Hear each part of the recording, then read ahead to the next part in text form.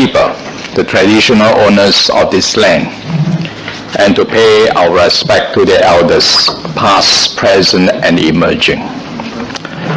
I'd like to let everyone know that this meeting will be recorded. Attendance, I think all here.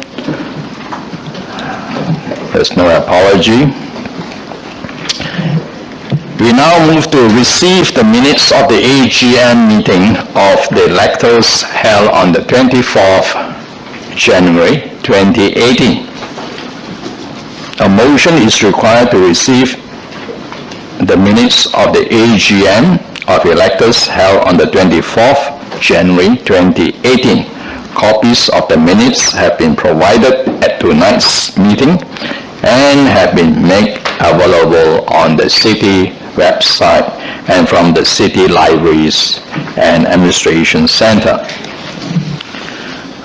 Do I have a mover? Mr. Holland. Councillor Holland.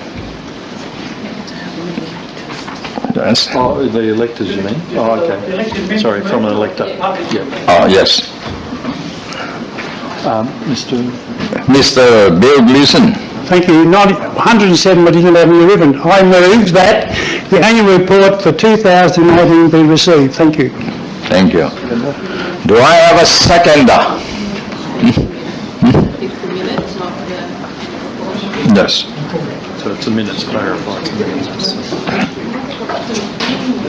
So you're moving the minutes. Yes, it's moving the minutes. Seconder? Seconder? Robert Siren, 40 Central Road, Rossmoyne, JP. I second the motion. Thank you very much. Does the mover wish to speak to the motion? Is the mover, Mr. Gleeson, you wish to speak on the motion? You can speak about the motion. Come forward, Mr. Gleeson. We're dealing with the minutes, not the annual report. Minutes. Yeah, it's the minutes. Well, let me please move the motion on the annual report. I didn't. On the minutes. Yeah. Hey? Wasn't it the 24th of January last year? Mr. Mayor, I did jump the gun a bit. Sorry, I apologise. I just assumed that was the annual report, but it's the minutes. If with respect, I'll move the minutes. Thank you. Okay. If that's all right with the council and yourself, thank you. Yes. You have anything else to add? No, thank you, Mr. Mayor. All right. The seconder, you have anything to add? No, Mr. Mayor, except that we're dealing with the minutes. Thank you. So, put the motion, Mr. Mayor. Motion will be put. I will now put a motion to the vote by the show of hand. Those in favor?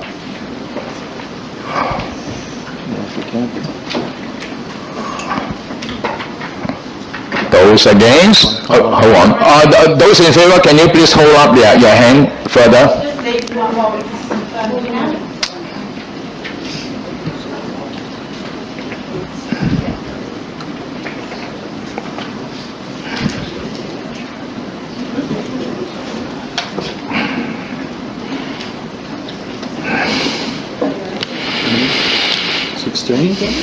And those against, Mr. Mayor, show of hands. And those against, can you show your hand? 0. 0. Excellent.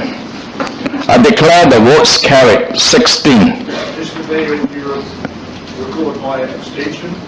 Thank you. All right. Can't abstain. Can't abstain. I'm sorry, could you make your statement using the public microphone so it can be recorded? Thank you.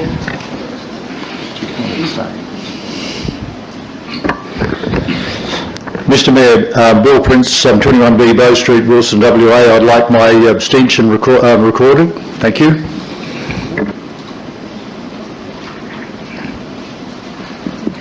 Can't abstain. There's no provision for abstaining. Mr. Prince, there is no provision in the local act that you can abstain from it. So it's not accepted. All right? Move on. So I now declare the vote carried at 16. 4-0. Mayoral address. I am pleased to present the City of Canning. Mr Mayor, you haven't had matters arising from the minutes. There are. Can you please use the microphone button when you're speaking? We haven't had matters arising from the minutes. And by the way, Mr Mayor, there was only 11 people in the public gallery at last year's meeting, and if you weren't at last year's meeting, you can't vote on the minutes. You can. No, you can't. You can. Governance. See you. Thank you, Mr Gleeson. No, it's those people who are present tonight can vote. I know nothing of any provision that says if you weren't at the last annual general meeting that you cannot vote. So it's my understanding that electors present tonight can vote on the minutes and any other motion that is put forward.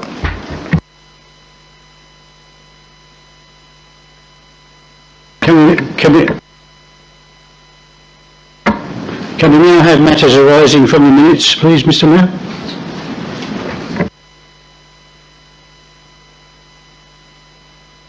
See you.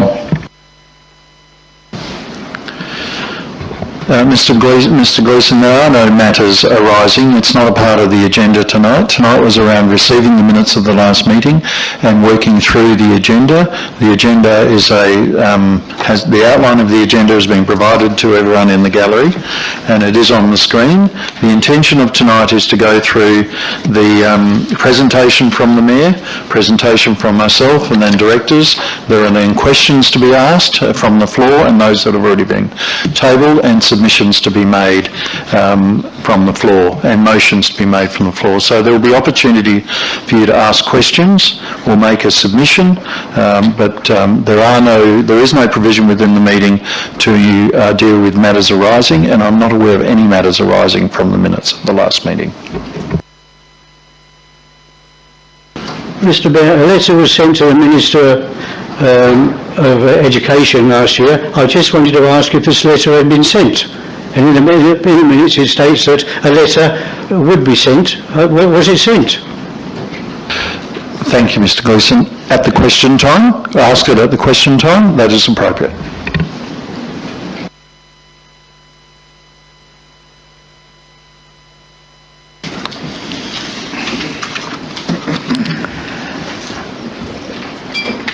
All right. We start again. The mayoral address. I'm pleased to present the City of Canning Annual Report for the financial year 2017-2018. City of Canning and staff have taken the challenge to make Canning a welcoming and thriving city. And with over 40% of our community speaking a language other than English at home, this vision is a constant focus for decision making. With this in mind, I'm pleased to report the outstanding achievement over the financial year. Canning has continued to deliver projects and provide services to the community. We have made significant progress towards achieving our strategic community plan goals: to prosper, to grow, lead, build, and connect.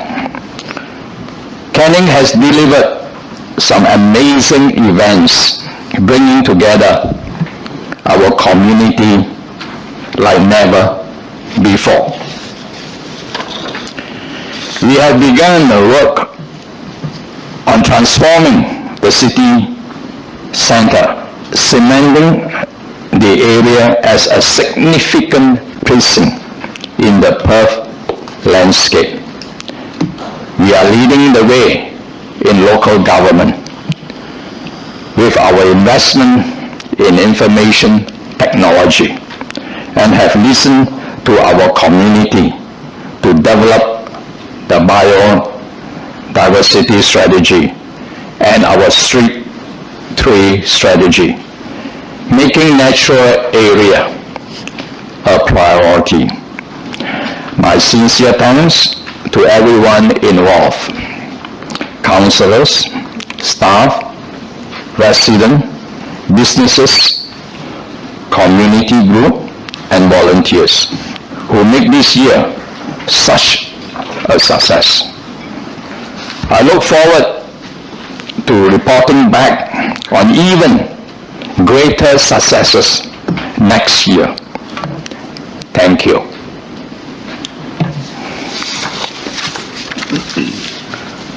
I now hand to my CEO, Mr. Albert Chiron, the city CEO, to address the meeting and to provide his report.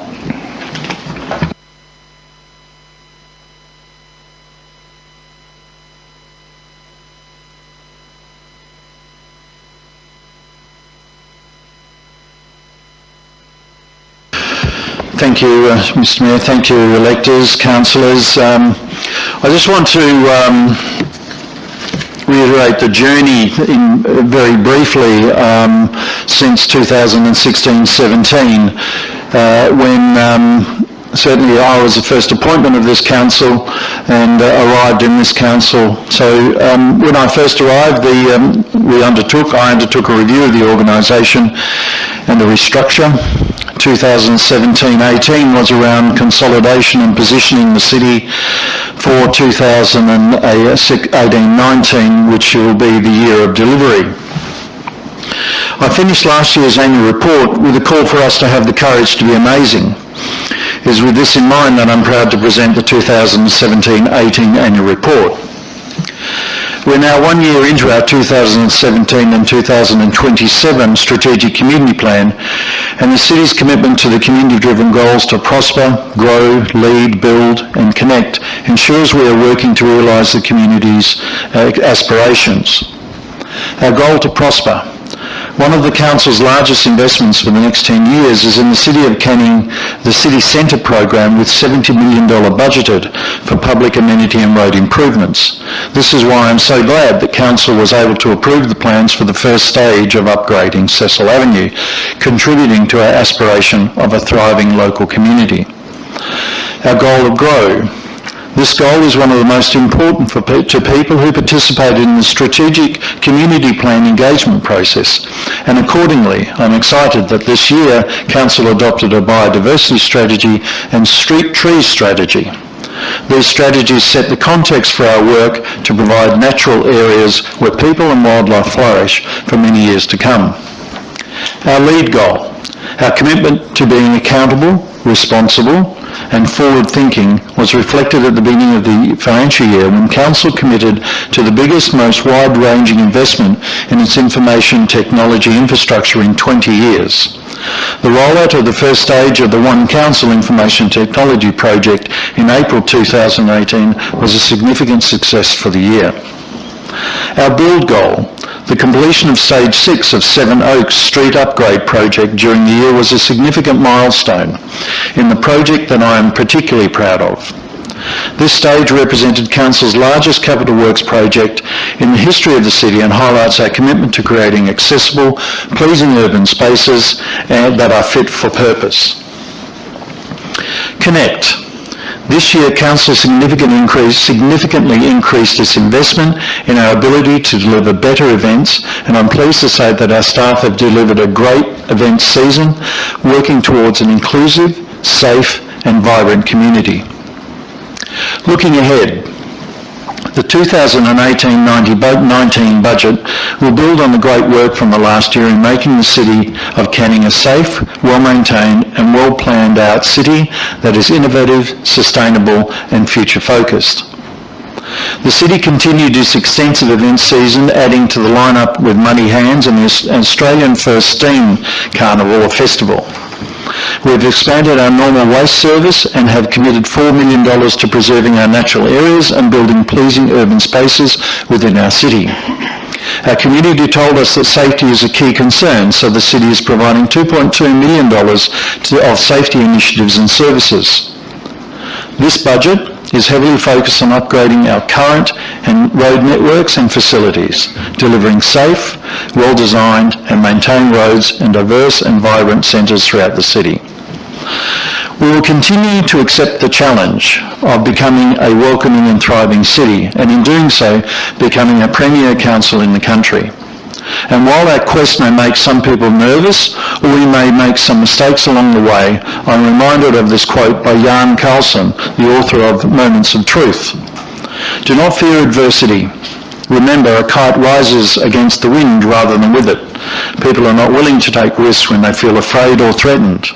If you show them respect and trust, they start to perform up to their real capabilities. So let's use our moments of truth, is what I'm asking, as opportunities to create surprise, wonder and astonishment in the City of Canning and elevate us as being a leading council in WA. Thank you, Mr. Mayor. Thank you, Mr. CEO. I will now call on the Director to do a presentation of the report. I now call on Director Graham Bright. Thank you, Mr. Mayor. Some of the key initiatives in 2017-18 in the planning area, we developed our first local planning strategy. So we've got a 20-year vision for the future growth of the City of Canning. We had our Canning City Centre structure plan endorsed, which again is a 15-20-year vision of the future of the Canning City Centre, which is one of Perth's strategic metropolitan centres. There's only 10 within the metropolitan area. Our draft local planning scheme number 42 was approved for advertising, and that scheme will come before Council in either March or April this year. Which replaces quite an old town planning scheme which was first gazetted in 1994. We also developed a city activation plan, and we held our first demonstration event at the Rostrada Place activation event, which was quite a success for the local community. In our Healthy Canning area, we developed the first Canning Public Health and Wellbeing Plan, and that was placed on public advertising earlier in the year. The local laws for the city, which are approaching 7, 8, 9, 10 years of age and need to be reviewed, were initiated by Council for review. Next page. In our Safe Canning area, we continue to deliver the Community Safety and Crime Prevention Action Plan. We also had council support to scope the CCTV, the city's preferred CCTV model, and developed the Ranger Buddy education program, which has been a really good way to get the education message out to especially the youth and the primary schools within the City of Canning. Sustainability, we undertook over 25 workshops and events, quite a large and involved community program, including programs such as Switch Your Thinking, and we have continued to develop our goals in relation to the City's Power Partnership. And probably the highlight for the Directorate was the endorsement by Council of the Cecil Avenue West Concept Plan. So that plan is now just about to be delivered, and works will start within the next month on the first stage of Cecil Avenue, a street which is the main artery of the City of Canning.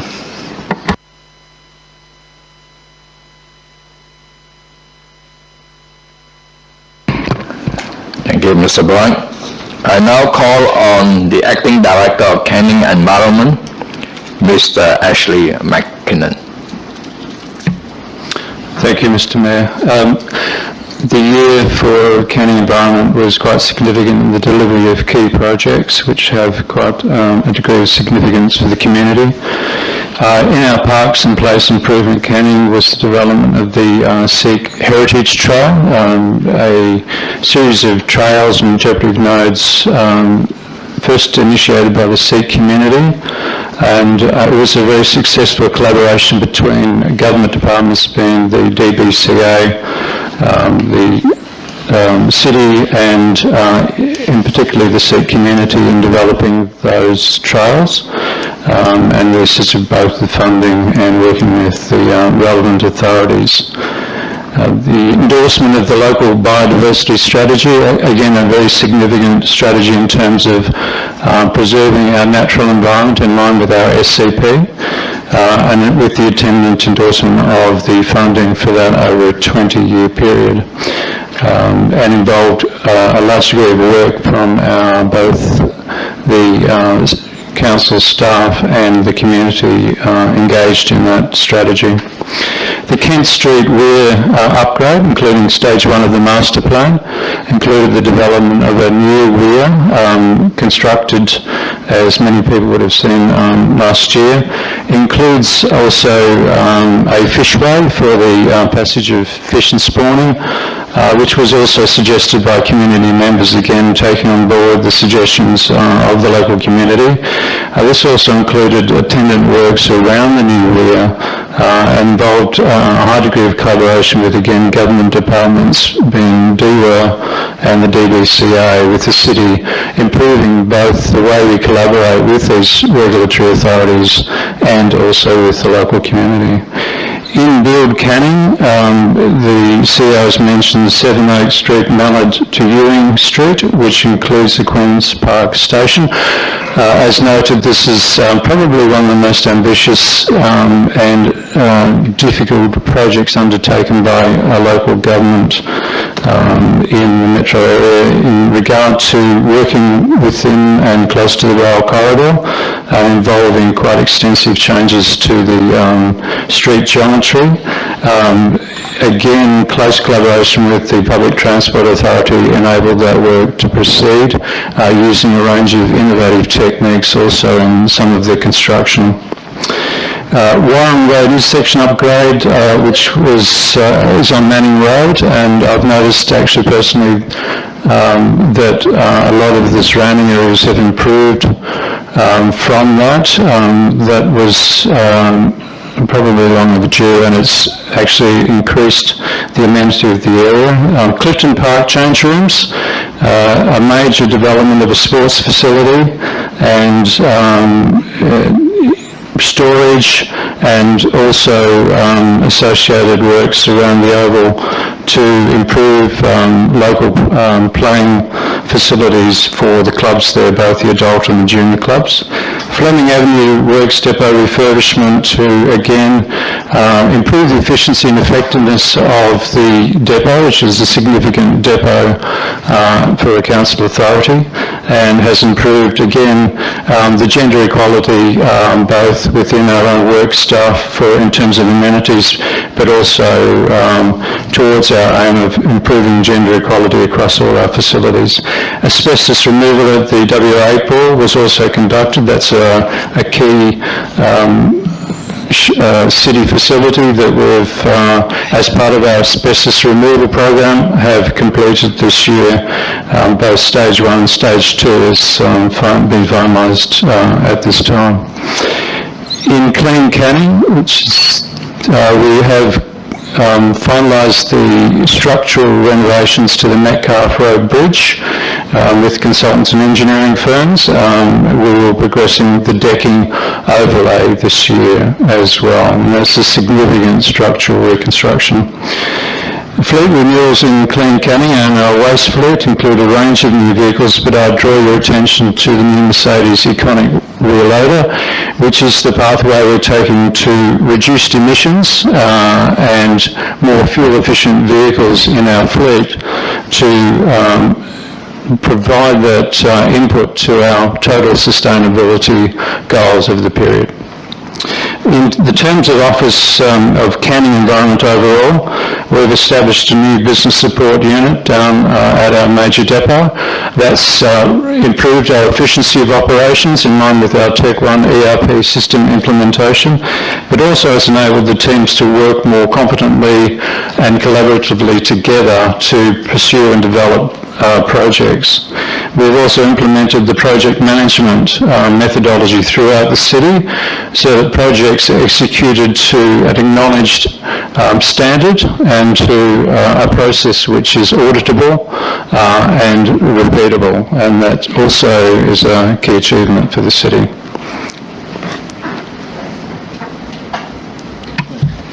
Thank you very much, Mr. McKinnon. I now call on the Acting Director of Canning Corporate and Community, Mr. Leeson. Thank you, Mr. Mayor, and good evening, everybody. The Canning Community and Commercial Directorate was formed subsequent to the city's restructure in May 2017. It was with the intent of creating efficiencies in the way we deliver services to our community, and our focus has been firmly on creating a welcoming and inclusive community and ensuring that we do this in the most efficient way. The city's Enriching Canning sub-program during 2017-18 has undertaken a major refurbishment of the Riverton Library, setting a new standard for local government, but also including RFID at all libraries throughout the city. They've delivered a well-received events program, established a reconciliation action program, and also transitioned the city's care services across to Silver Chain. Canning has a very strong governance team with expertise in corporate governance, risk management, internal audit, business continuity and procurement. And this team's activities are aimed at providing a robust governance framework to ensure that the City of Canning and its council operates in an open and accountable manner. Go to the next slide, please. Thank you. Thank you. And one of the ways we are creating efficiencies into the future is with our major system replacement, One Council. And this replaces the city's current 20-year-old legacy system and overall integrates what 7 systems are currently doing into one. And this will create much greater internal efficiencies, but also establish the foundation to make much better customer service and allow ratepayers and the community to directly interface with the city through our website. Our land utilisation team completed the sale of the transit-orientated development site and the commitment from the 9.9 from the state government for the Bentley Reserves land. Our business Canning area, through community engagement, adopted the rating strategy which led to the differential rating which has been introduced as part of 1819. Completed the phase 1 of the Leisureplex restructure, having the 2 centres operate as one operation, and undertook the establishment of phase 2 business development proposals and service reviews which are currently being implemented in 1819 to deliver even more efficiencies going into the future. Thank you.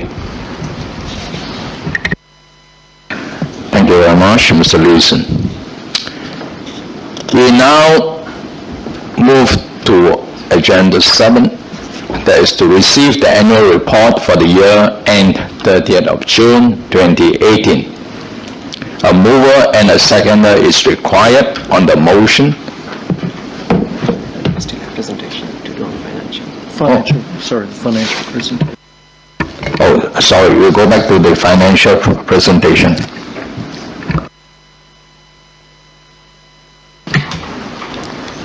Thank you, Mr. Mayor, and good evening, everyone. So 2017-18 annual reports and financial statements. I'll be providing summary of the city's annual financial statement.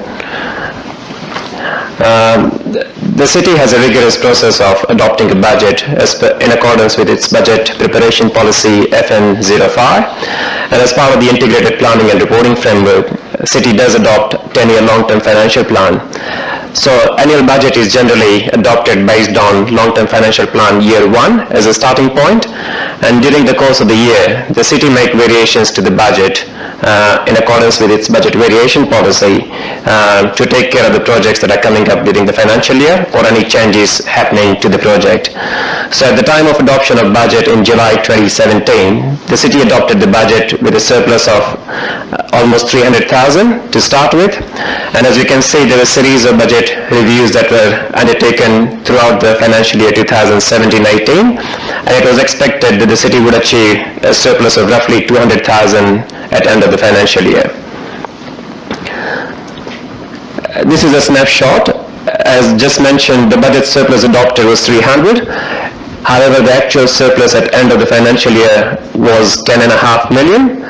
This was largely attributable to carry-forward projects adding up to $8.2 million and FEG grant received in advance in the last month, June 2018, of roughly 1.8 million, leaving us a net surplus of $442,000 compared to 300,000 budgeted for.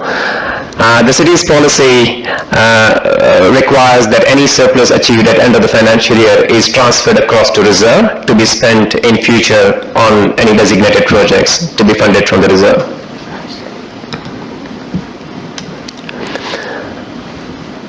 This is a snapshot of city's income statement by nature and type. So as per legislative requirement, the city has to prepare its income statement by nature and type and by statutory program. So the nature and type effectively breaks down all our expenditure by expenditure type, like employee cost, materials, depreciation. So I'll just be taking through the several variances, or rather major variances that we had against expenditure and revenue line items. As can be seen, against a total of 119 million worth of expenditure previous year, the city only had 110 million worth of total expenditure for the year 2017-18.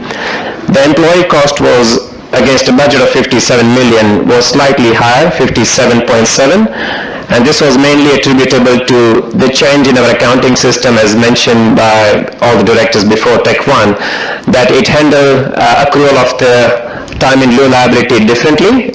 We had to recognize them for the first time in the new system, roughly 250,000. And we also had some employee cost, which we had budgeted to be spent on capital, and they were spent on non-capital project, roughly 250,000. Materials and contract, against a budget of 29 million, the city spent 26.7, so there was a significant savings against the material and contract expenditure. This was again mainly attributable to the carry-forward projects, meaning the project that could not be completed by the end of the financial year, that resulted into saving in materials and contract. And also one of the other reasons for the savings in material and contract is the city exiting from the care services business as such, this which was transitioned across to Silver Chain as of December 2017. In terms of revenue, against the budget of 1.9 million, the actual interest received was 1.6 million, and the shortfall was mainly attributable to lowering interest rates on term deposit. The only investment the city makes is investment in term deposit, and while the RBA has kept the interest rates on hold for almost 2 years, but the banks keep lowering the interest rates based on their funding needs and the cost of funding the capital, which resulted into negative variance against interest earned. Operating grant, against 12 million, the city, 12.9, the city had 10.5 million operating grants. So in spite of receiving FEG grant of 1.7 million in advance, the negative grant was mainly because of the city exiting care services operation, because city used to receive grant funding for running its care services operation. Fees and charges, again against 33.6 million, the actual achieved was 31.5 million, and the deficit was mainly due to the fees and charges deficit in leisure services, some of it in transfer station, planning services, and once again care services. So these were some of the major variances on expenditure and revenue items. The next slide it's a similar income statement. The only difference is it's by statutory program as required by legislation, and it has exactly the same variances. Only thing, the headings of expenditure and revenue, they're different. And they would suggest as an example, education and welfare against 14 million expenditure, the city had 12 million. The reason is still the same. It's because of care services exit, the city spent less amount on education and welfare program. And similarly, on the revenue side, education and welfare is because of city exiting the care packages, and recreation and culture was attributable to fees and charges for leisure services and transfer station. In terms of city's financial position, this is a snapshot of the balance sheet, which is city's assets and liabilities at end of the financial year.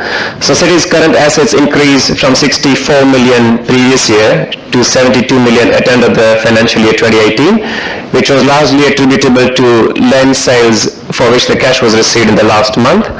City's current liabilities from 27 million, it increased to 31 million as of June 2018, which was mainly on account of a large invoice received from one of the major road project for 3.6 million. City's non-current asset, which are basically city's investment in fixed assets like infrastructure parks, that increased from 758 million to 765. And during the course of the financial year, city also capitalized tech investment in the Tech One software. The current liability, non-current liability, which is mainly represented by loans, that reduced from 7.1 million to 4.3 million. And city's net equity increased from 788 million to 802 million. This is just a snapshot of city's reserves.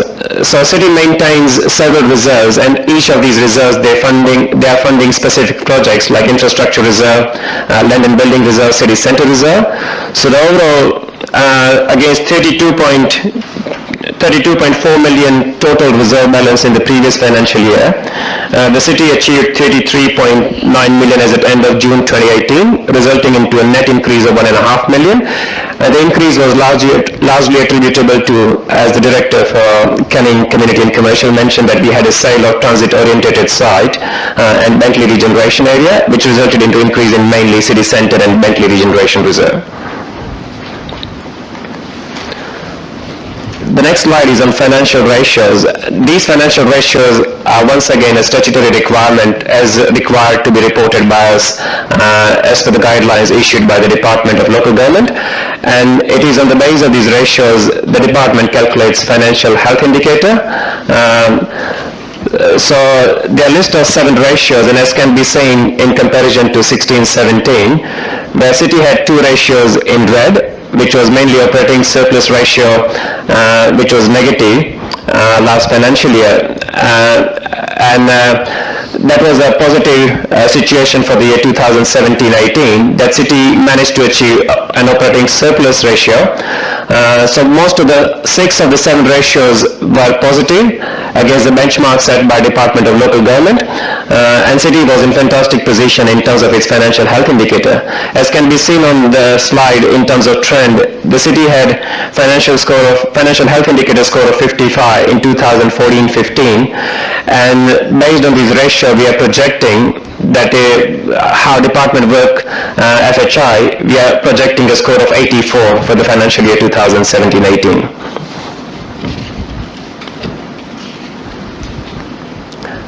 And this is just a brief explanation on the second ratio, which is in red, asset sustainability ratio. From financial reporting point of view, the city needs to provide depreciation on all its depreciable assets, and it is expected, hypothetically, if we are having 20 million worth of depreciation, the city would reinvest 20 million in renewing its assets. The department expects that we invest equal amount according to the depreciation, which we don't believe from financial prudence point of view we would ever have a scenario of investing the same amount, because some of those renewals they fall due in long term. Like if you provide road depreciation for 2 million today, you don't need to renew all your roads today. They might be falling due for renewal after 10 years or 15 years. So we don't believe it's true red, but in spite of that, as we can say, city will have a FHI of 84.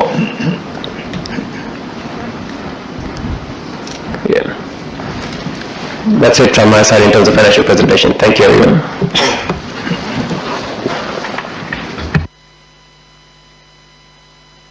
Thank you very much. We now move to Agenda 7, receive the annual report for the year end 30th of June 2018. A mover and seconder is required on the motion to receive the annual report for the year ending 30th of June 2018, which include financial and the audited report. Do I have a mover?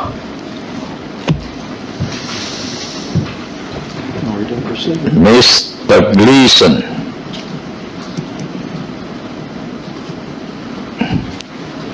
Do I have a seconder for the motion? Mr. Robert Swan.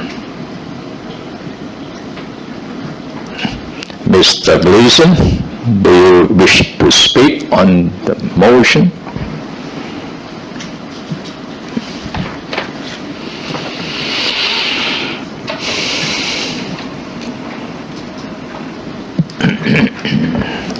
Yes, Mr. Mayor. Mr. Mayor, councillors, ladies and gentlemen, executive officer and officers, thank you. Over the last 25 years, the City of Canning had a number of hiccups. It was dismissed a number of times, commissioners were brought in, and there was restructure when Commissioner Gregorini was here, and Commissioner Gregorini at the time had a panel of advisors. I was lucky enough to be picked out of the committee to be one of his 10 advisors to restructure the City of Canning. It reduced the council at the time from about 15 to 9 and cut out all the committee meetings, which was causing some distress to the development of the city, because things were, at the time, there was council had some ethnic problems with councillors. There was them and us and political reasons why the council at the time just did not move forward. I congratulate you, Mr. Mayor, and this council sitting here today for 4 years of productivity, the City of Canning, without any disruption. Mr. Mayor, you had a couple of hiccups in 4 years, but that's all it was, just a hiccup, just a fizz. I congratulate you, Mr. Mayor. You not only took on a role which you had no idea what local government was about, and as you mentioned earlier on, the city has a ethnic background, and you had a problem, English is not your first language, but I believe, and I've noticed since I've been here a number of times, in the 4 years as you've been there, you've overcome it. I congratulate you, Mr. Mayor. I think, hopefully, that when you, I've been told, will nominate for the next... Just a point of order, Mr. Mayor, if I may interrupt just for a moment. Mr. Mayor, can I just ask for Mr. Gleason to speak on the agenda item? I'm quite enjoying his overview of the entire history of the council, but I'm not sure if it's relevant tonight. I will overrule it. Mr. Gleason, please continue. Oh, thank you.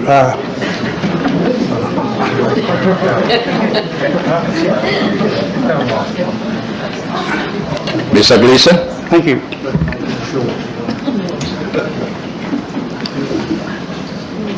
I'll take the councillor's advice, but I will continue. I probably note with interest why he's commented on this.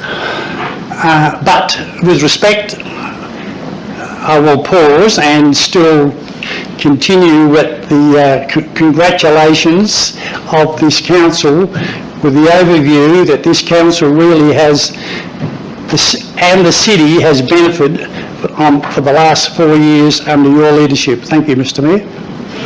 And that's a personal view. Thank you. Thank you, Mr. Gleason. And Mr. Swan?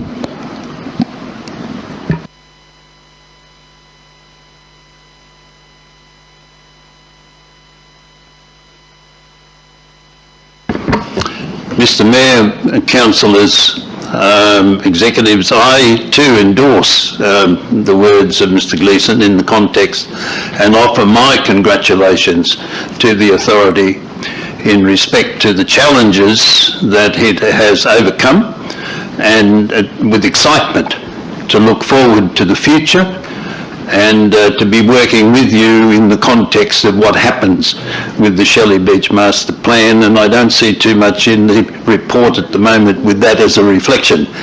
Thank you, Mr Mayor. Thank you very much. Mr. Swan, JP. I will now put this motion to the vote by the show of hand. Those in favor, can you please hold on to your hand up for a little while to be counted? Those in favor, can you please put up their hand?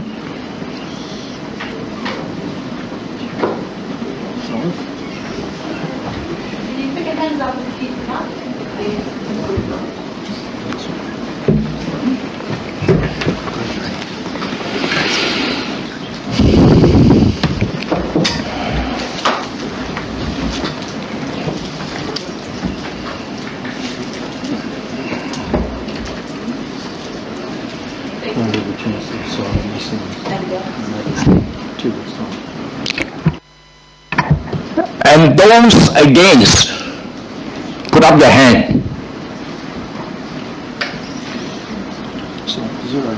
Zero. 23. I declare the vote carried. 23-0. I now declare the vote carried as 23 to 0. To 0 against. And 0 against it. So we will now move on to the general business. Questions submitted in advance. Not yet. Question from Mr. Bernard has been received in advance from Mr. Bernard Taylor of Rossmoyne Retirement Village. Mr. Taylor, please come forward and ask your question. Microphone on, please. Mr. Mayor, Councillors, my name is Bernard Taylor. I am Chairman of the Residents Committee of Rossmoyne Retirement Village. I have Parkinson's disease and I am the youngest man in our village. Our village has 36 units with only 19 occupied, leaving 17 vacant. The two-storey block at the front of the village contains 12 one-bedroom units. With one more resident leaving shortly, only 2 of the 12 units will be occupied. Both the remaining ladies have disabilities, making their safety an issue. The City of Canning is developing exciting plans for our village, which I fully support. The two-storey building, which I refer to, is quite unsuitable for a retirement village and should be demolished. The city should be acting now to remove this building while it is almost empty and not filling it with new residents who may be difficult to move when the redevelopment is ready to start. There are 7 vacant 2-bedroom units in other buildings waiting to be sold. My question is, will the City of Canning demolish the 2-storey block of units while it is almost empty and unsuitable for modern retirement village? Secondly, will the City, after removing the building, landscape the area so it is attractive to younger clients with facilities such as gardens, barbecue area, parking for caravans and boats? A positive answer to this question will do a lot to raise morale of existing residents by showing that the City of Canning is serious about the redevelopment of our village. Thank you for listening. Thank you very much. I now call on Dr. McWorth to answer your question. Thank you, Mr Mayor. Thank you, Mr Taylor. Unfortunately, due to the age of the residents and their need to progress to higher care, units at the village have become vacant more quickly than we had anticipated. Whilst the city has engaged a specialist agent to market these units and to work with us to sell these units, the uptake has been limited. The agent has advised the city that we're not alone in this current market in being able to sell one-bedroom units. There is no current plan to demolish the two-storey building that sits within the middle of Rossmoyne Retirement Village, as we are currently still working through the total Rossmoyne precinct plan. We understand the need to create a vibrant, active village, and we're looking at what options we can pursue to ensure that this happens. City staff will continue to consult with all of the existing residents to determine this best way forward. We have been working with the residents to look at what works can be done in the short term in the village, and we will be seeking funds to do these works as soon as possible. In addition, city officers are currently developing a request for proposal for consultancy services to undertake the community needs analysis for the development of the Rossmoyne Retirement Village Precinct Plan, and we intend to take this to market by April and then to come back to Council with a plan for the way forward. Thank you. Thank you very much, Dr. McQueen. We now move to the questioning time from the floor. Now, when asking a question, could you please state your name and address for recording purposes? If an answer cannot be provided at tonight's meeting, the question will be taken on notice and an answer published in the minutes of this meeting. Would anyone like to ask a question at tonight's meeting? I have here a number of names submitted. I will call them by their numbers. We have first Mr. G. Beecroft. Mr. Beecroft?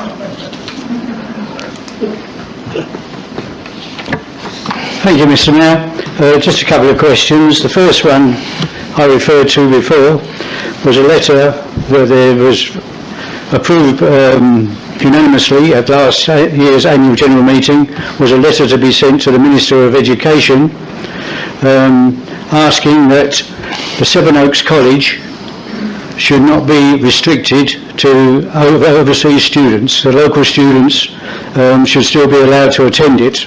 This council put a lot of work into retaining high school there when the Education Department decided they were going to demolish the Cannington Secondary High School. Was this letter ever sent? Mr. Sion? Thank you, Mr. Beecroft. I wish you'd asked me that question earlier because the director who took that question isn't here tonight, and actually I don't have the information in front of me. So I'm sorry, but I'm going to have to chase the answer to that question up and then provide that to you directly following on from this meeting. Thank you very much. Now, this letter should have been sent because it was passed and it was never referred back to the council. Could this letter be included in the minutes of this meeting when you find it? Mr. Sion? Definitely. Second point, Mr Mayor, we ask that the handling of the improvements of the Cannington Bowling Club land be taken out of the hands of the officers and employees of this city, and the council form a committee and come up with something practical on this land. I'd like to just go through what's happened in the last year there. The Cannington Bowling Club was demolished because of its age, and it was said that it was going to cost 1.2 million to rectify this. It was demolished, the land was vacant. The council allotted $18,000 for reticulation and improvement on this land. We now have plans for improvement on this land, which is going to cost just under $4 million. Now, we destroyed a social centre for the district for 1.2. Now we want to spend just under $4 million on putting in what is going to become one of the city's white elephants. Now, there is no everyday use for the proposals. It will be used as a pop-up area, and if the stage adjacent to this building is anything to go by, it will be used by about 4 times a year. This council, I believe, will never agree to spend $4 million on the corner of a park. I think this is just being set up to be refused. And I ask that if this council forms a committee, comes up with something practical, referring back to the workshop that was held and the practical uses that could be made of it. Thank you. All right, we will answer your question. CEO will answer you. Thank you, Mr. Beecroft. It's a question I can't answer because you've asked whether the council will do that. What I can say is that I think the intention is for us to present to council the results of the community engagement process, and at that time the council can make a decision as to what strategies it wants to put in place to go forward. So it can't be answered tonight, but what I can say is council will be considering this in the near future in terms of what happens with that site. Thank you very much. Thank you, Mr. Beecroft. I now call on, recorded here, Mr. Aldrich. Mr. Aldrich?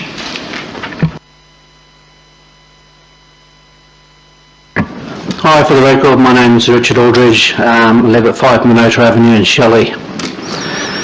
The City of Canning appointed Painted Dog Research as an independent consultant for the Rossmoyne Shelley Residence Survey of 2017 for a cafe at Shelley Beach Park Precinct. Can the City of Canning please confirm that the Painted Dog Research 50-page survey report titled The Future of Shelley Beach Park, 14th of June 2017 is indeed an independent report? Mr. CEO. Thank you, Mr. Aldridge. Unfortunately, the director, who has great knowledge of this, isn't present tonight. I can say to you, we don't go to consultants with the intention of creating a manipulated outcome from the survey, so I can say that it is an independent report, and that report has been dealt with on a number of occasions in various meetings in responses to questions from yourself. There is a process that we're going through in relation to the foreshore and our river foreshores, and whilst we've done that report, there will be additional information that will be brought to bear and will assist council to make decisions. So that's a yes. I think that's clear. It's yes. Thank you.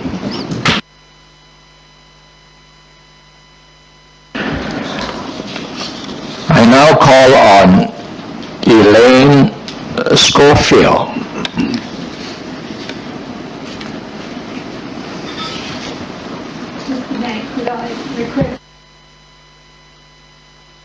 Definitely. I have difficulty standing. Approximately 2 years ago, I responded to a request for a community representative for people with disabilities to join the community advisory group.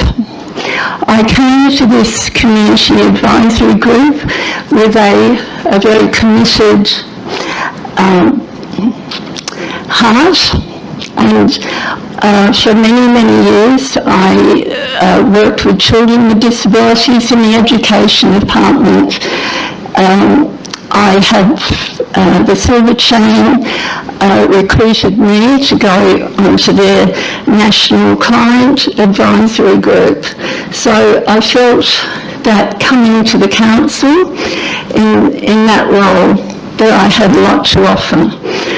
I was passionate about the need for people with disabilities to actually be considered for inclusion, with compassion, with respect, and with empathy.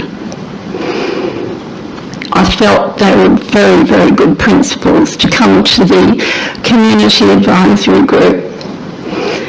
I have to say, very, very unfortunately, that I have been grossly disappointed in the City of Canning in respect of decisions that have been made, more particularly recently, in respect of people with major disabilities, the elderly, the aged, the disabled.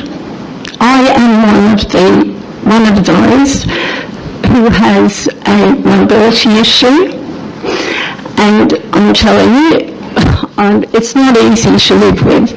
None of us wish that to be our journey in life.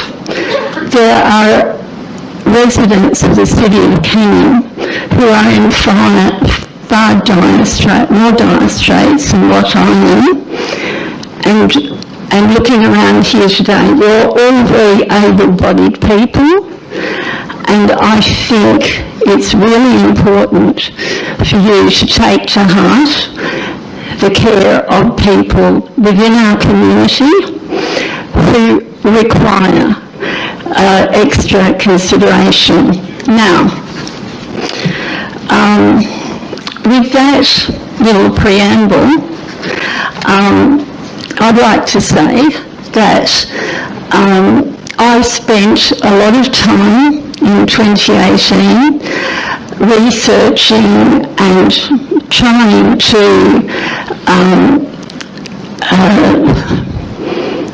provide or get the council to provide access into the 50-metre pool at the Riverton Leisureplex. Anyone with a disability to get in and out of that pool via climbing up a concrete wall it's an impossibility. Other councils do provide ramps or steps. City of Canning don't. I would really like to know, when does the City of Canning propose to address the issue of no access being available to the aged and disabled to use a 50-metre pool at the Riverton Leisureplex? And I'd like to ask the question in this public forum about a hoist being available. I believe there is a hoist available there, but I've been told that people can only use that hoist if they have a physiotherapist accompanying them. That's a little bit pie in the sky, isn't it? Really, seriously, it just isn't possible to happen. There is a group of people here tonight who have fought valiantly for people with major disabilities to be able to use the therapy pool, a purpose-built pool, which these times, and no doubt for financial reasons, the council has decided in their wisdom, or the people who are administering things at the Leisureplex, they have decided that the therapy pool instead is going to be used at major times where people with disabilities need to use them for the purpose of baby swim classes. The reason I'm told that has been made available for babies is a matter of because babies need to be able to swim, learn to swim in a pool about 3 degrees more than what the children's pool allows babies to swim in when they're not going to a swimming lesson. It simply doesn't make sense that people with major disabilities, excuse me please, do you mind if you listen to what I'm saying please? Thank you. Mr Schofield, I'm just going to be advising the Mayor in terms of how we should progress with these questions, because you have provided 2 questions, and I was just clarifying with the Mayor what questions Actually, were. I'm going to provide another one too, but anyhow, I think you've most likely got the drift of what I'm saying. Now, as far a lot of people here tonight would most likely not be aware of the fact that every department, every council is required to have a disability access and inclusion plan. My questions tonight, which I prepared before coming here, number 1, can the Mayor explain to the ratepayers present tonight the principles of the Council's Disability Access and Inclusion Plan? Question 2. What specific ongoing training is given to the Mayor, councillors and City of Canning employees in respect of the Council's Disability Access and Inclusion Plan? Has the City of Canning appointed an officer whose role is specifically being responsible overall for ensuring that the principles of this socially most important plan are applied and adhered to in all administrative decisions made by the City of Canning?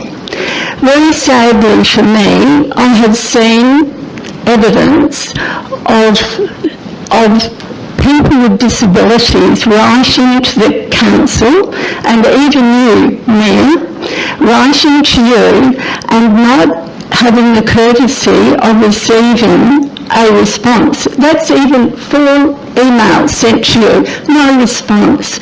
And I have also seen evidence of letters that have been sent to people with major disabilities where administrative officers can only be described in their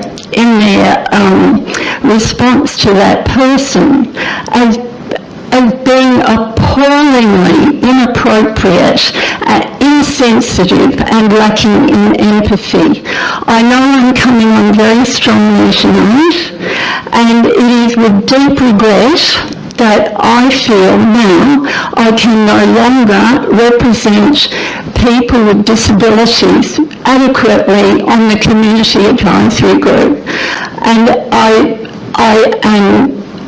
have been placed in a position where I simply throw up my hands and say, I cannot do this anymore. I cannot stand by and watch people's needs being so totally disregarded by the City of Canning. It really upsets me and distresses me, as you can tell. Every one of you can see that I'm talking to you from my heart. Please, please, look after the aged and the disabled in our community. Not once tonight in all of your reports have I heard anything about people with disabilities. They're one of us. We could be a person with a disability in the blink of an eye. So please show some compassion. I know that Cherry will be following me specifically with issues, but it has distressed me terribly, and I appeal to your hearts. Thank you.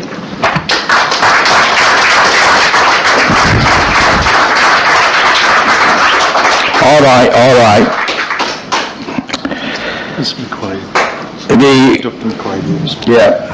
We will ask Dr. McQuaid to respond to you. Basically, you have been telling us a lot of the preamble, but the gist of it, your question is really the hoist and the access into the Riverton pool and how the senior access to the therapy pool.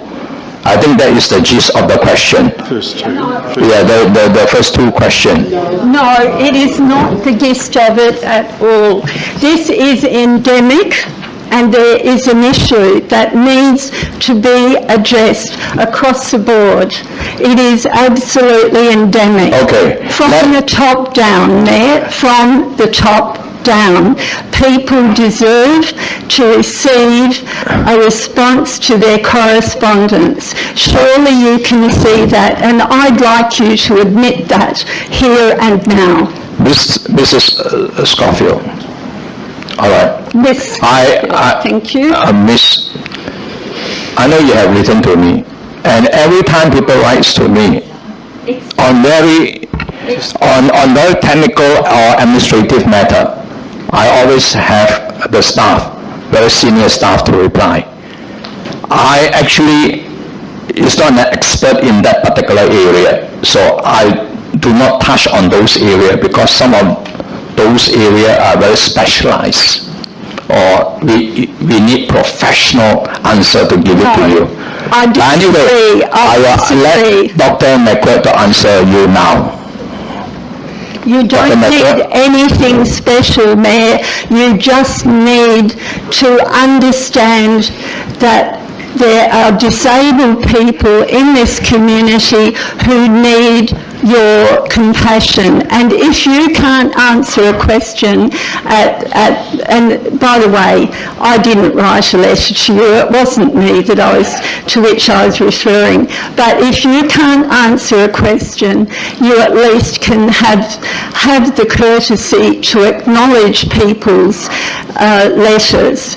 And I know I'm sounding like a school mum, and I make no apologies for that. You most likely haven't had people speak to you like this before, but I have had a lot of experience with people with disabilities, and it is not good enough for you to say that you have not got experience in that area. You don't need experience to understand what it's like for people who can't walk, who can't get to a pool, who are excluded from a pool, to be able to do absolutely essential therapy, and they're told that the pool, the therapy pool is just going to be available at ridiculous hours, like 5:30 in the morning until 8.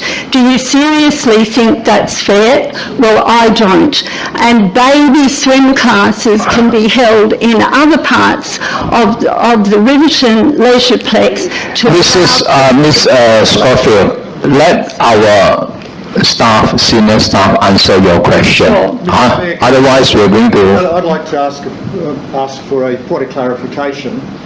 Can this lady submit questions to you, the person that's going to answer them, that are written down here, they've got a copy of them? Can they go, you've got a copy of them? Yes. Okay, that's all I wanted to know. So, Dr. McQuaid, can you briefly answer?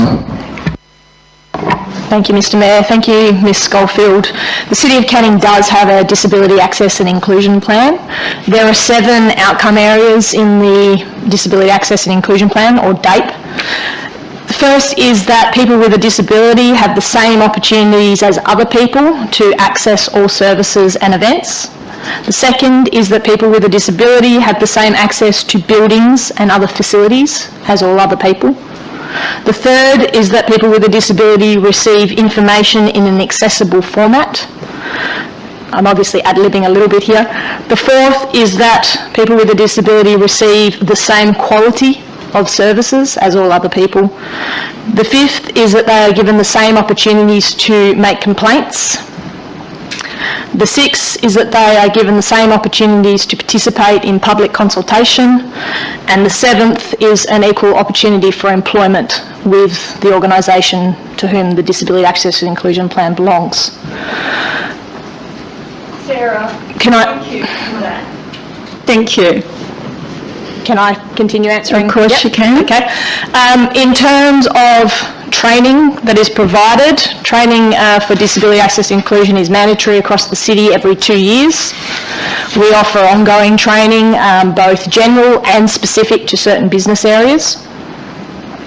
With regard to the city appointing an officer who is responsible for the overall ensuring that the principles of this plan are applied and adhered to, the DAPE as it stands sits with the Executive Manager in Richard Canning and the Director for Community and Commercial. However, importantly, there are outcomes and there are actions that sit within our Disability Access and Inclusion Plan which sit across the whole of the City of the Canning, and all Executive Managers and Directors have responsibility in terms of administering those outcomes and reporting on them to them. So whilst my role collates and works with, I think the importance is that each and every one of us are equally responsible for meeting those outcome areas and going above and beyond in that space. I would say that some of the officers that I've seen the correspondence from are falling very, very short of achieving those, and I do think that there needs to be a far greater emphasis to all of your staff on these principles. I'm quite sure that if the people behind me here could read the actual gist of the Disability Access and Inclusion Plan and know of the journey of the people who have not been able to and are still not being able to access the therapy pool. And I suspect, we all know, I may as well say it, the reason for this is because, you know, the baby classes, the baby swim classes, which I love babies, and I have every reason to believe they need to learn to swim, but I seriously question why can't they learn to swim in the children's pool. Very appropriate. Anyhow, I would hope that by my revealing my heart so deeply tonight, that you would take on board and just do a little bit better, because you're sort of around about zero in my view. Thank you very much, Ms. Scofield. We have a lot of people who wanted to ask questions. All right, please. And the next person is Mrs. Cheryl Wee. Please ask your question. We have a lot of preamble already. Good evening, Mr. Mayor. This is an unrelated question to what Elaine was talking about. It's Cheryl Wee, Shelley Street in Shelley. I have a question in relation to the City of Canning's petition process. Despite following all of the instructions on the website on lodging a petition, taking an enormous amount of time gathering signatures, presenting a deputation, and having the petition accepted at the ordinary council meeting, I'm astounded there is to be no outcome, not even a letter to me to advise me of such. It appears that all this time and effort was taken for no reason whatsoever. The petition process sounds great in theory, but is meaningless and worthless in practice if we don't have an idea of the outcome. It's misleading information that's printed on the website that says the right to petition grants people with not only the freedom to stand up and speak out against injustices, but also the power to help create change. If you feel strongly on an issue, you can present a petition with the City of Canning's Council. This petition will then be presented for action. The petition is referred to the next OCM for consideration in any action that may be required, and following this, the person responsible will be notified in writing of the outcome and asked to pass this information on to all petitioners. Thank you, Mr. Mayor. Thank you, Mrs. Wee. I call on Mr. Leeson to give you some comment. Thank you, Mr. Mayor. Yes, certainly aware of receiving the petition, and I might ask Ms. Bateman just to give us some detail as to what the actual process is, what can be received, and the process that it is handled. But I just wanted to use the opportunity just to address a couple of the issues that have been brought up with regards to the petition and what the responders were wanting to bring across. Look, it is difficult at times trying to balance a number of competing needs across the community, and there are a number of community groups that access the facility, and the decisions are made in the best interests of the community as a whole, and completely acknowledge that the change sometimes can affect a group of people, and I apologise for that, but it is in order to benefit more people. Hydrotherapy, warm water exercises can be done in any of the pools, and a number of people do this, not only in the lane pool.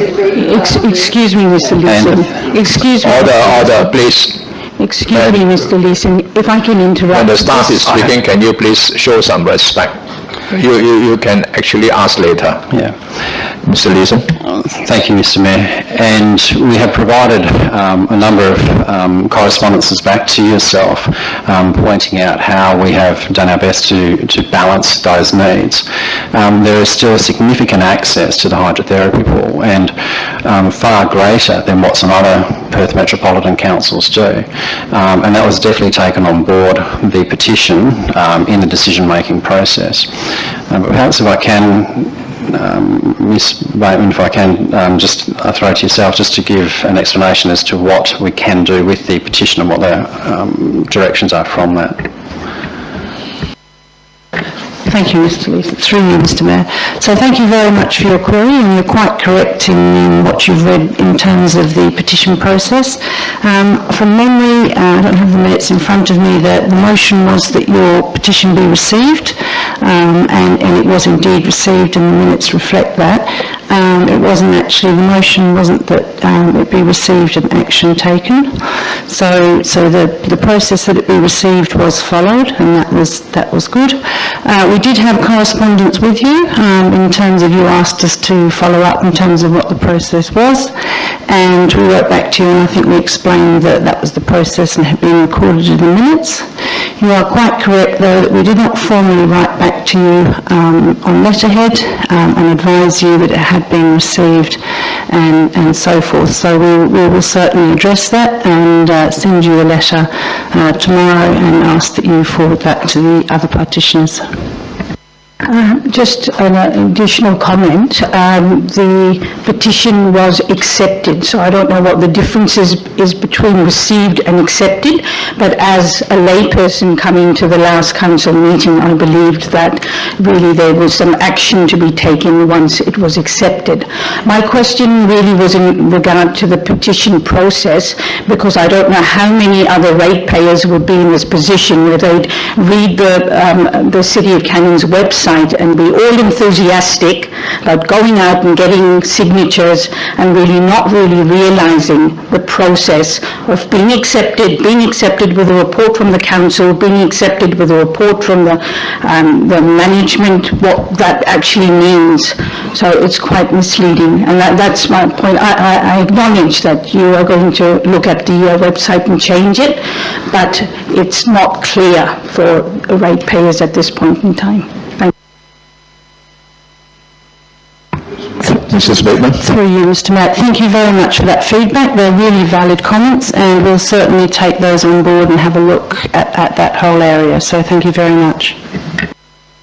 Thank you, Mrs. Lee. And we have Mr. Lobo.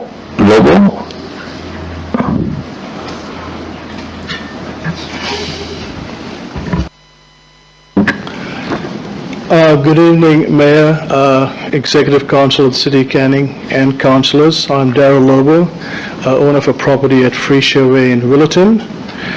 Again, just a reflection, Cheryl has been doing a great job on behalf of us, and I just sort of balk at the sheer arrogance of your council in taking so long to just be polite in answering correspondence. You need to wake up to yourselves, please. Show a bit of politeness. Okay, my question is, given the importance of the Riverton Laserplex hydrotherapy pool to disability, injured and infirmed customers, how then is the management's decision of 2019 to increasingly grant exclusive use to the pool at prime time in the evening to the baby swim classes compliant to the stated objectives and outcomes of the city's disability access and inclusion plan?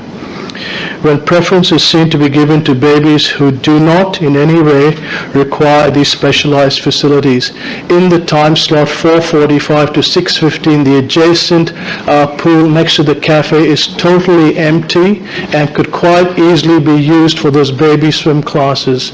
The City of Melbourne runs their baby swim classes in the 25-meter pool, not at 34 degrees, but at the 32-degree temperature as in the other pool.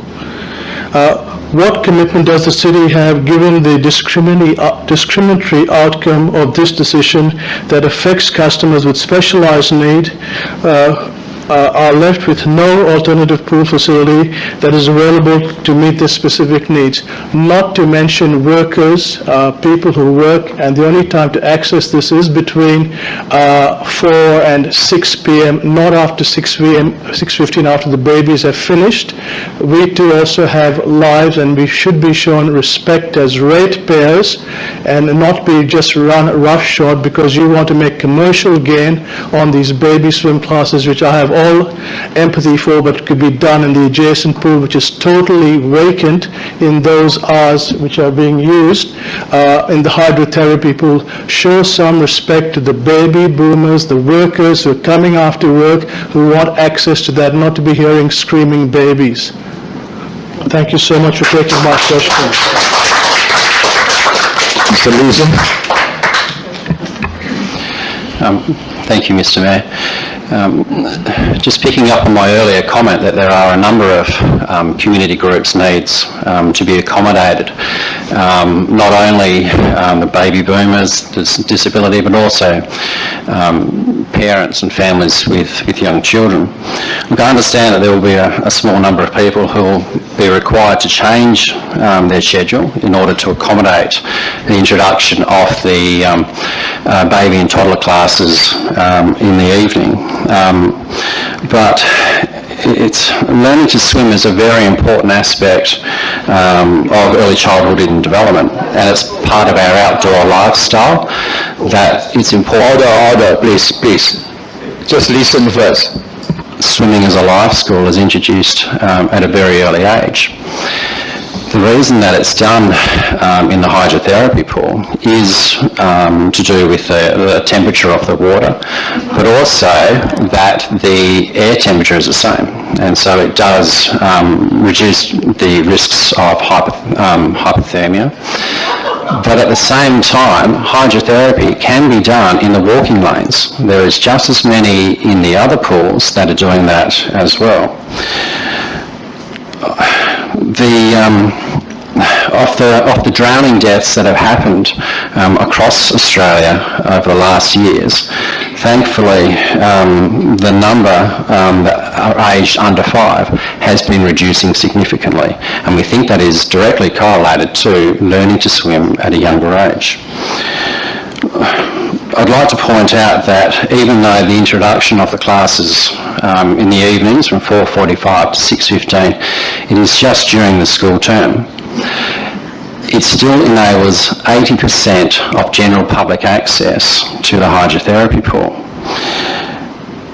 and 95% during the times when there is no school classes being run. I'd also like to point out that not every Perth metropolitan local government has a hydrotherapy pool. We're very fortunate in the City of Canning.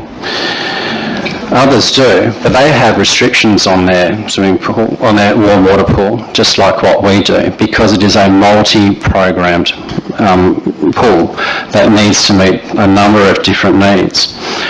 I might just read out a couple of references that I looked up just before, because there are similar restrictions at other local governments. When we go to Fremantle, their weekday access varies from 45% on one day down to 13% on a Tuesday. And even the Coburn Arc, which is the newest aquatic facility that has been built in Perth, doesn't refer to it as a hydrotherapy pool, but a warm water pool, because it is programmed to meet a number of needs. But they go specifically so far as to request, and I'll directly quote this from their website, and you can refer this in your own convenience, that a letter from a doctor or allied health professional outlining the reasons for aquatic therapy is required to be provided to staff prior to attending the Coburn Arc to undertake rehabilitation exercises. We don't put in place any such restrictions, because a warm water pool can be used for hydrotherapy as well as it can be used as warm water revitalisation to meet a number of needs. It's really about trying to accommodate as many people as we can, and there is no conflict with the city's disability access and inclusion plan. Thank you. Thank you, Mr. Leeson. I have Mrs. Lobo. Mrs. Lobo? Hi, good evening, the Mayor, Councillors and Executive Team of the City of Canning. My motion tonight also relates to the hydro pool. And my question is, why does management not commence an active marketing and advertising campaign to attract and build therapy patronage for the Riverton Leisureplex hydrotherapy pool? As we've all noticed who are using the hydrotherapy pool, there seems to be a lot of energy put into marketing for baby swim classes. I actually don't see any marketing for people with disability, the age, people who reside in the City of Canning, and advising them that there is actually a hydro pool there to be used. It's all geared at the swim club. And I know, Mr. Gleeson, you said that the people using the hydro pool is a small group. Well, why don't you do something about it? Build that group up, target them. And a good way to target them is not just on the internet. You actually need to target people so that they'll receive the information that suits them. So it might be a letterbox drop, it could be doctors, therapists, other specialist groups. A lot of these people are aged people, they don't have access to the internet. So perhaps try a different way to sort of market the hydro pool. And that's probably about it. Thank you very much. Thank you very much. Mr. Leeson. Thank you, Mr. Mayor, and thank you, Mrs. Lobo. I completely acknowledge the alternative channels that can be used for promoting the hydrotherapy suite, and we certainly do reach out to establish other networks, and Silver Chain is one, as well as working directly with Fiona Stanley Hospital to bring people across. One of the issues that came up in the correspondence that was going back and forth between ourselves and Mrs. Wee was particularly around issues of space.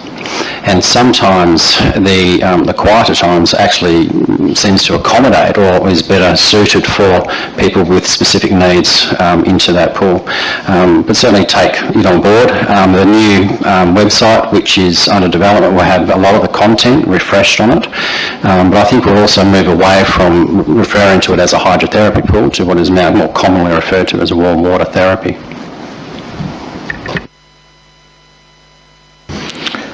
Thank you very much. And we have now Miss Colette Bishop.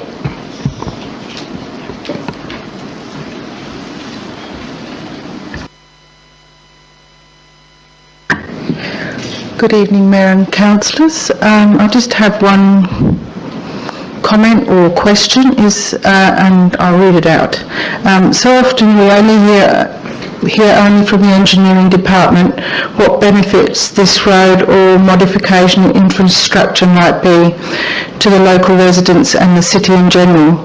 I would like the council to include a cost-benefit analysis during the planning process where any form of clearing of bushland or threatened ecological communities, such as the Canning clay pans. This would enable the decision makers and, more importantly, the local residents better able to judge the worth and the cost of the development.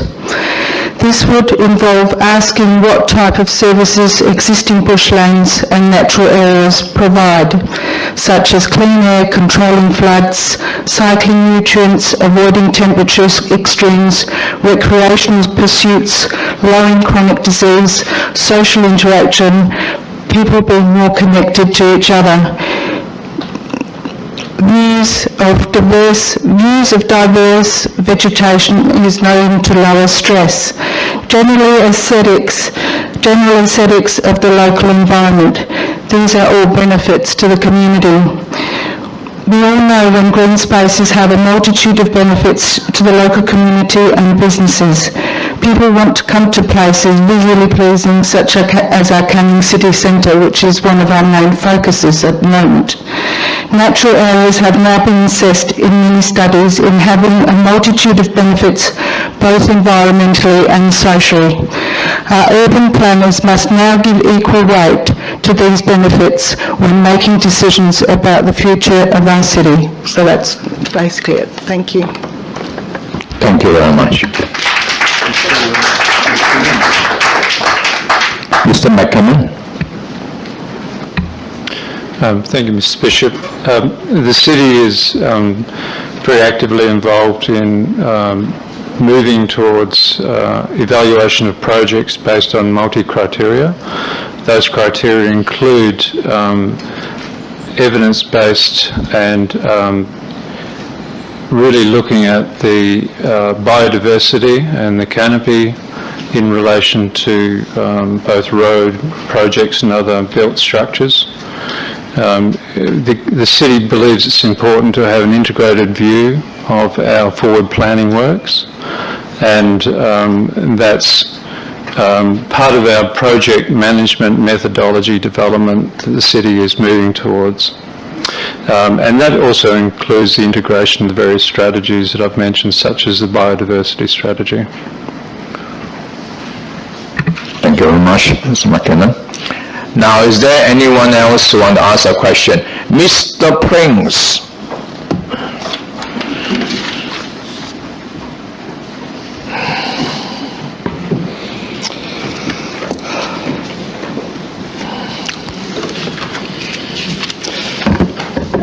Bill Prince, 21B Bow Street, Wilson, WA 6107.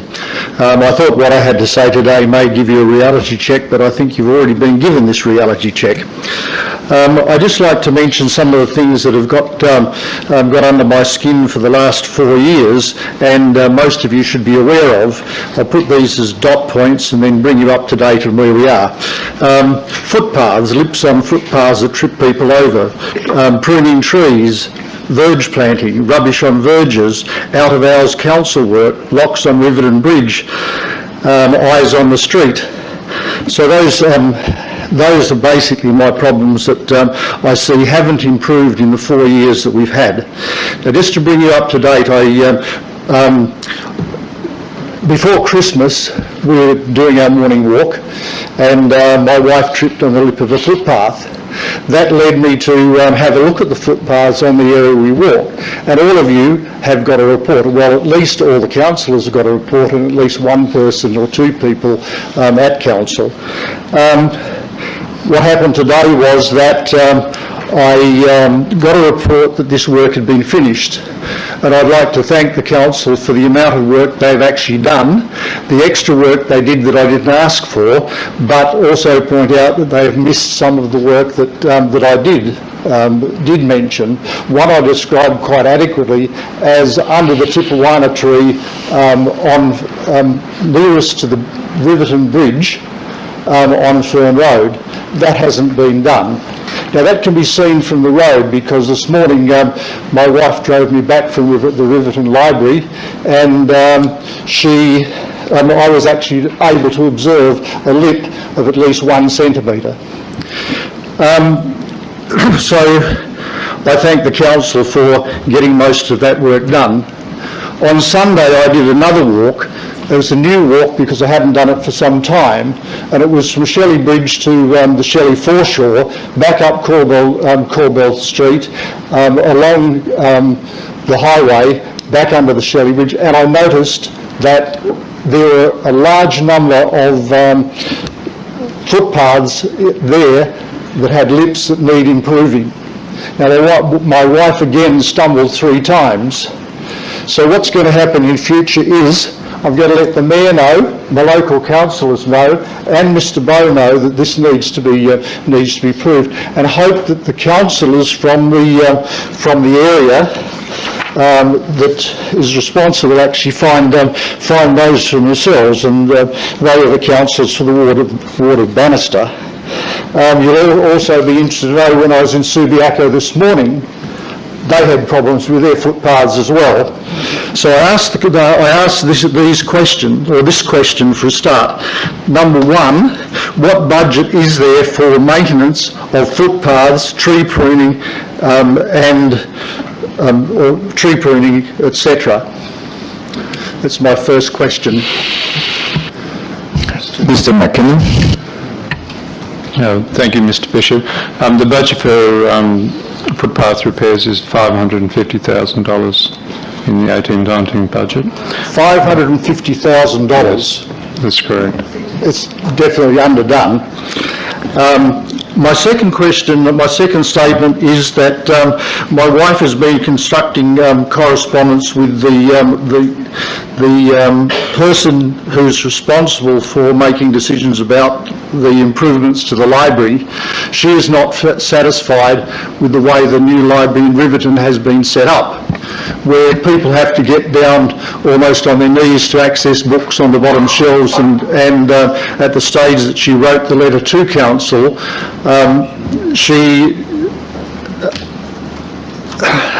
there were no signs on the library. In other words, there were no labels on the shelves to tell people where books actually were. Now, the answer she got from council, she described as, forget the actual words, but it wasn't favourable. I want to know, when is does the library have sufficient computers that can be used to feed back to the council, or do you have to go home and do that from your own computer?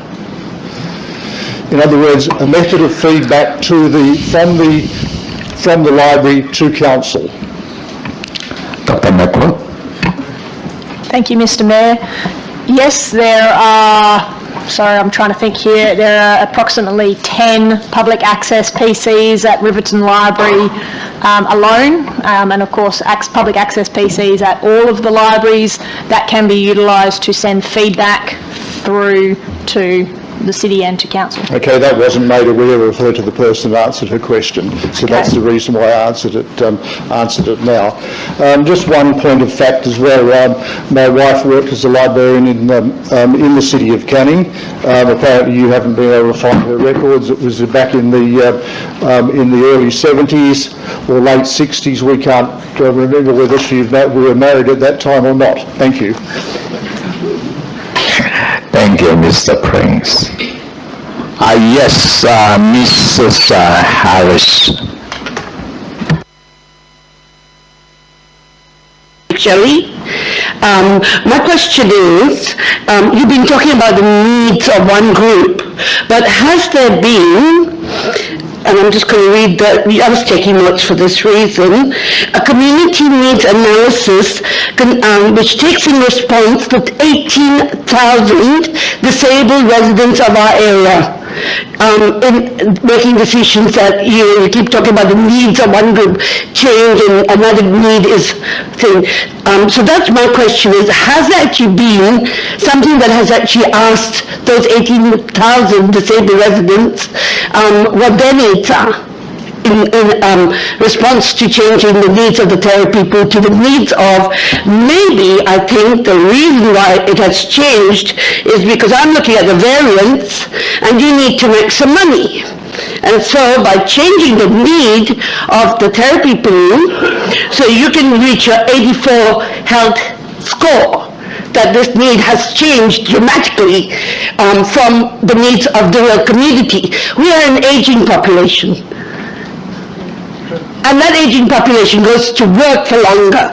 They only have time to come to the pool, according to you, early in the morning when they're getting ready for work, or late in the evening when they're cooking and looking after their families.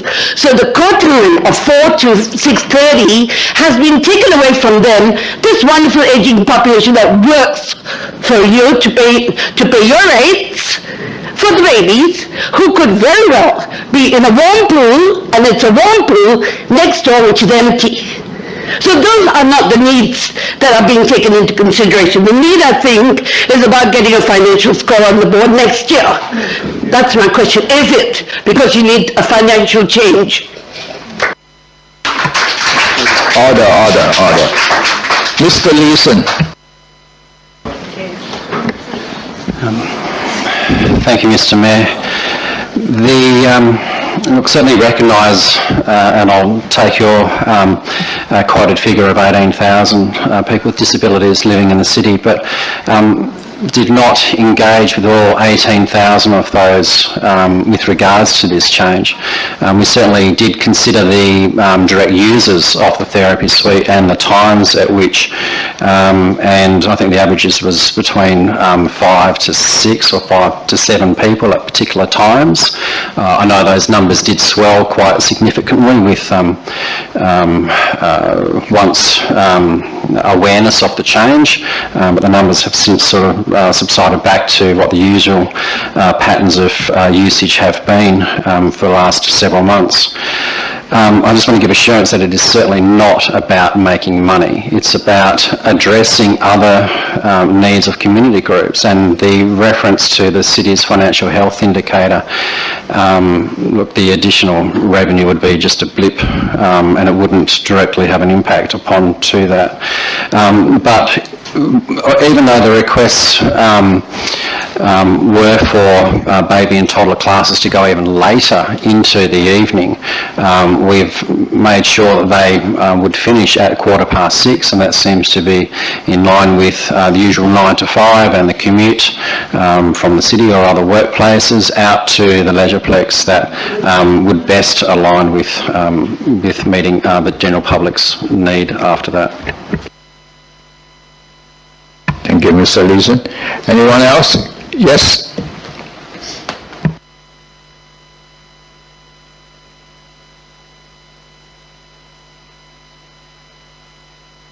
Mayor, councillors, staff members, residents of the City of Canning and guests that are here today. My name is Robert Marshall. I live at 40 Queen's Park Road in Wilson, 6107.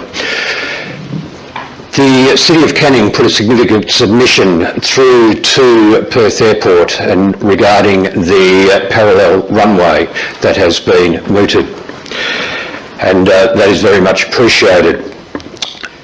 In the 23 days of January, residents of the City of Canning have been going to bed and woken up the following morning with the noise of aircraft departing. I won't go into any more detail there, but I think many people know that, and it is a health and wellbeing issue.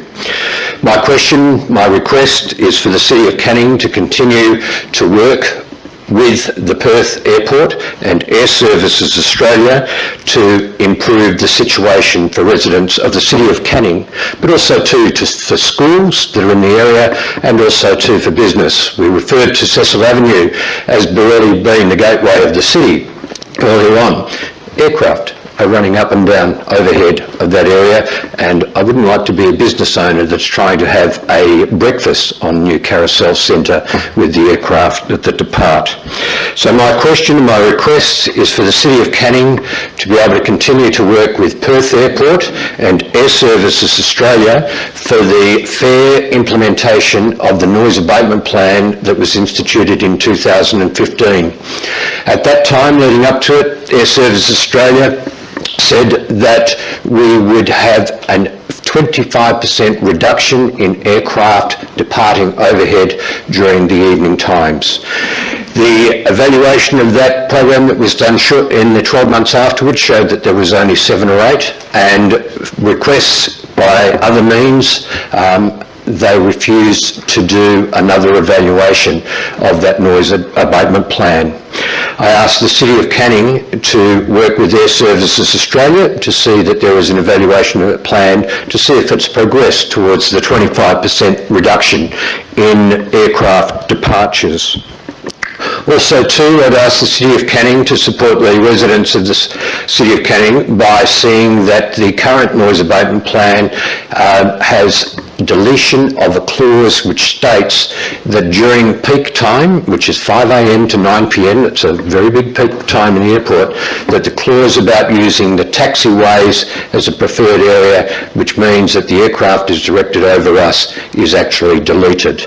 Ideally, that would be now. Practically, it could be with the introduction of the parallel runway.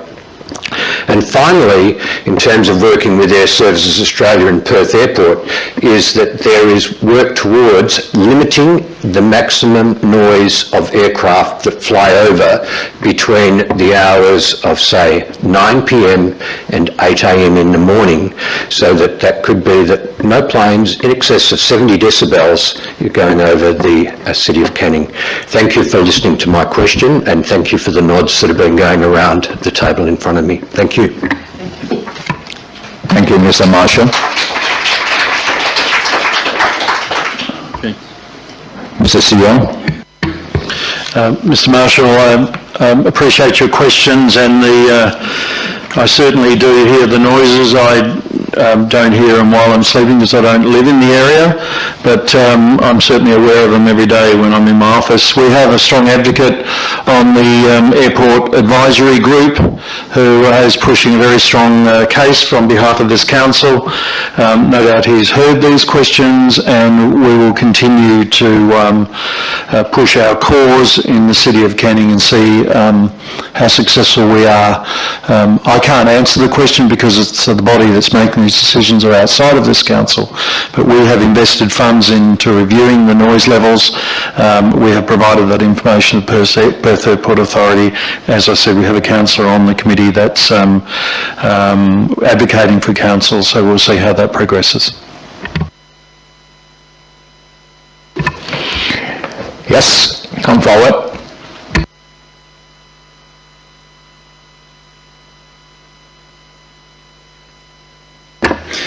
Mayor and councillors, directors, my name is Russell Gorton, 12 Highland Way, Wilson. I didn't come to speak on this question, but to some extent, with respect, your director has provided me with a sense of anger. The hydrotherapy pool has been discussed at length. I will give a brief overview of my concern and the lack of empathy that has been expressed by your director with regards to how people with disabilities and, in my case, industrial accident causing long-term chronic pain. In 2001, I was involved in a significant accident with neck and back injuries. My life changed dramatically. Through that and the use of the hydrotherapy pool in Canning, I was able to rebuild my life.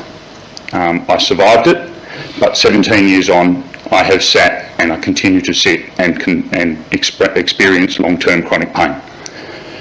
Anyone that's experienced an acute sporting injury would know that the first 2 days, ice, ice and ice.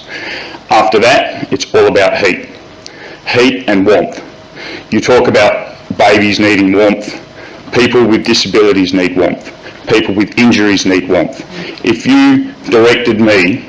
your staff directed me to a cold water pool for me to enact hydrotherapy activities for my rehabilitation, my muscular frame would seize, my neck and my back would become almost paralysed, and I would become basically unable to function. Your lack of understanding of the need for people to use that service and gain access to that pool at relevant times, people like me that have continued to work and suffered through this injury, I suppose that's the history. My concern is that when I was injured in 2001, on many occasions by staff, and I know this was a long time ago, I was turned away from the hydrotherapy pool because of baby classes then. Thank you. This occurred during the day, and at the time, because I was under rehabilitation, I was sent there by my employer to be rehabilitated, and I simply was told, go and sit in the spa or go and sit in the sauna. Yes, I was still being used. Yes, I was still a number on the board, but at the end of the day, I couldn't access the services that I needed in order to stay sane. I do raise the concern, and I seriously ask the question of your managers of the services that are being provided there, that I believe that you are looking to create a comfort zone for parents and babies at times when the pool is needed by people such as myself, and I do think that there is a deep-seated desire for the council to show progress in terms of financial gain for services rendered. If you really want people to be well and have an understanding of what living with chronic pain is, then you would be turning around and you would be saying to the people with the babies, hey, we need this for people with disabilities, people with injuries, you young, fit, healthy children and people that have babies, you go in the cold water pool. You go and experience it. Leave it to the services, leave that service to the people that need it. Thank you.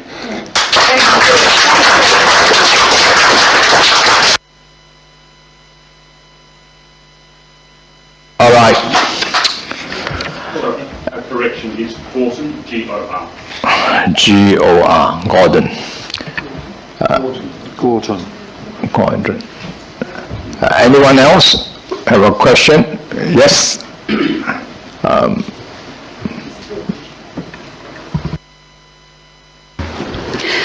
Good evening, councillors, Mayor, councillors and ratepayers.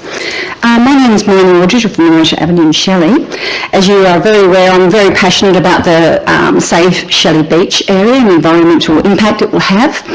I understand the City of Canning does have its environment and sustainability. Its issues are very, I feel like you guys are very quick to tick boxes and say, this is great, we're doing this with the City of Canning, we're proactive, and yet at the same time I can also see development strategies being planned, drafts, we don't know what's happening with this Canning area over here, and what my question is really is, what are the environmental impact studies will be conducted for these draft plans that you have planned for the Shelley Beach area? Is there any development, is there any environmental impact studies going to be conducted with this Shelley Master Plan? So, Mr. McKenna.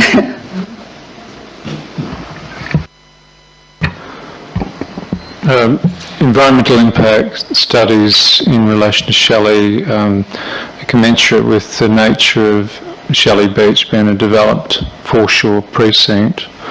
Would be, once we've gone through the consultation phase, would be appropriate environmental evaluation. So we have no, as ratepayers, no indication of how this is going to impact the environment until after the plans have been agreed upon? There's strong involvement with the DVCA and other regulatory authorities who have control of a lot of the river, well, most of the river region around the Canning area, and we collaborate closely with the DVCA, and we are under their guidance and regulatory regime in regard to how we handle the foreshore precinct area. Sorry, I'm a little bit ignorant. What's the DCPA?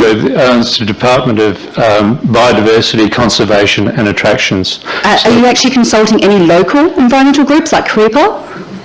We have an active consultative groups within the environment program through a number of community groups. CBAG, there's different, I think about 2 or 3 different community groups that work in the environmental space with Canning. I just mentioned the Department of Biodiversity is part of that is the old Swan River Trust. It's in part of a larger group now. So we will have some sort of environmental impact on the car park situation? Assuming there is a car park in one of the draft plans, we will have some sort of environmental study of the damage that it could provide? The runoff, anything like that? Yeah, again, any structure, built structure within the area is subject to regulatory approval by the relevant controlling authorities. Okay. Also, so once again, also have a question. I'm very passionate for the therapy pool. I've actually come to the other meetings, heard these guys speak, and it's got me angry. So I just want to ask a question. Is it possible with the big pool, can you heat it higher so it can become 34 degrees so we can have all the babies? And look, I used the therapy pool with my twins and they were great, but I can appreciate now I'm getting older, these guys as well, disability. Can we not make the bigger pool heated and then leave the therapy pool as solely therapy pool? Is that a consideration? Mr. Leeson? Thank you, Mr. Mayor. When it comes to heating of the pools, it's a bit of a fine sort of balancing act because you've got squad swimmers, for example, who spend a lot of time and working at higher sort of, heart rate, pace, etc. like that. So having a higher temperature lap pool is a bit of an issue for them. One of the other considerations that we've got is to look at the water temperature within the Cannington Leisureplex, the small pool that's there. But it is a fine balancing act because there's building management, heating systems, etc. that do get affected by the large volumes of water and how hot they all are. Though it's a matter of trying to meet as many competing needs as what we've got, and I'm very empathetic to all of those needs, and we will certainly be looking at all options that we can to try and accommodate as many people as we can within the facilities that we've got. Okay, another question. At the Riverton, there's 2 sets of pools. Can't we do the one in close in front of the kiosk? Couldn't that be heated? Because the lap pool could also be on the other side. Or, thinking completely outside the box, what about we just build a new therapy pool somewhere close by? Mr. Leeson? It's also a consideration of what the surrounding air temperature is as well. So within the hydrotherapy pool, you've got the water and the air at exactly the same. So that's an important consideration for the very young babies and the toddlers. We're going through master planning exercises at the moment, and we certainly have picked up on how important warm water pool is for the community. And down at Cannington, we've only got the spa that's down there. So we'd certainly like to be putting together a proposal to maybe consider an extension of the facilities down there, but also looking at whether or not we can duplicate that at Riverton. These things obviously do take some planning and a lot of research to bring them off, and then council consideration. So ladies, perhaps have a motion to put forward a new development and have your therapy pool. Thanks very much.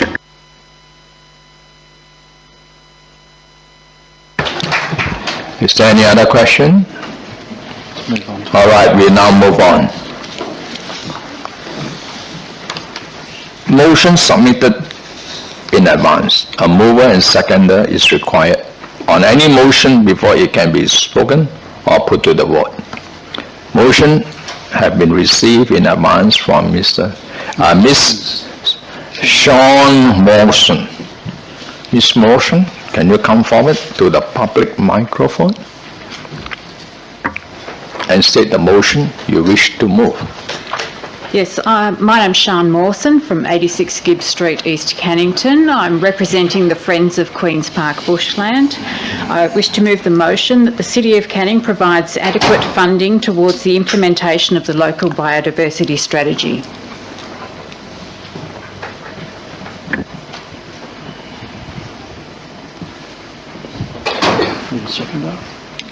Do you have a seconder? Yeah, I second the motion. Richard Aldrich, Ms. Mawson, can you speak on it? The proximity of natural areas and wildlife to the residents of the City of Canning is one of the city's most valued features. Volunteers spend many hours every week supporting these areas, and they are used by many more members of the community for recreation. Both the City and Council have recognised this value by creating and endorsing the local biodiversity strategy. The City has a natural areas team that currently manages 150 hectares of high priority native vegetation. With the implementation of the local biodiversity strategy, the natural areas actively managed by the City are expected to increase by 250 hectares to a target of 400 hectares in 20 years' time. Without adequate funding, the areas currently under active management will receive less attention as the efforts of the natural areas team are diverted towards the revegetation areas. The City must now acknowledge that to maintain the existing natural areas while implementing the local biodiversity strategy, adequately resourced on-ground management is required. Failing to provide the resources necessary while continuing to revegetate more land will see the funds already spent on the maintenance of natural areas wasted. In the 6 months since the local biodiversity strategy has been endorsed, some highly degraded land has started to be revegetated. The management of revegetated areas requires a greater application of resources than the management of intact areas, yet this doesn't seem to have been considered within the current budget. What has happened is that the Natural Areas team has been tasked with managing the revegetated areas without additional resources being made available. This has detracted from their ability to properly service the areas already under their management. It is often assumed that native vegetation can look after itself and it doesn't need active management. That may have been true in the past, but natural areas are now usually fragmented, disturbed, and subject to the pressures of an increasing population and urban expansion, such as littering and rubbish dumping, dirt bikes, vandalism, illegal camping, and arson. Weeds and feral animals are replacing native plants and wildlife. Disturbance can result in the loss of vegetation and the subsequent loss of soil nutrients and microbes. This leads to a breakdown of natural cycles, reducing the likelihood of natural regeneration.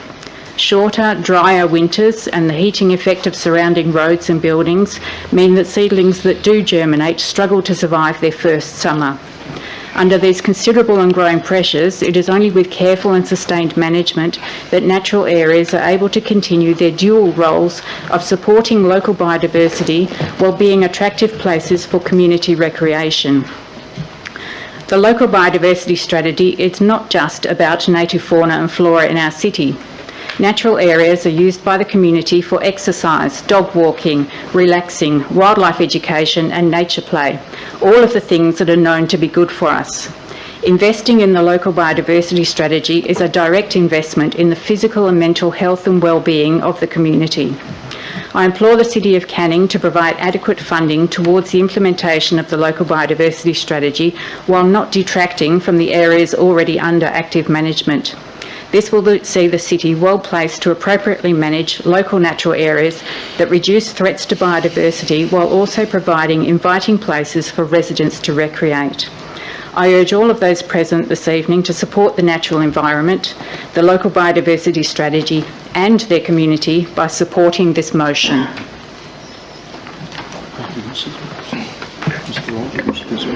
Thank you very much. Mr. Aldrich, you have something to add?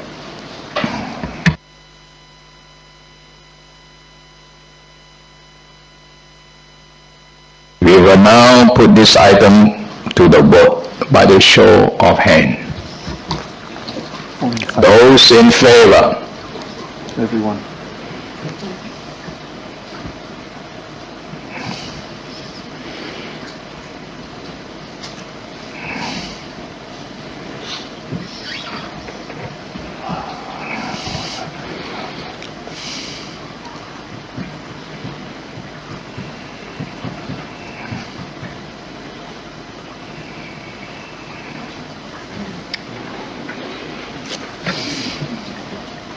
And those against?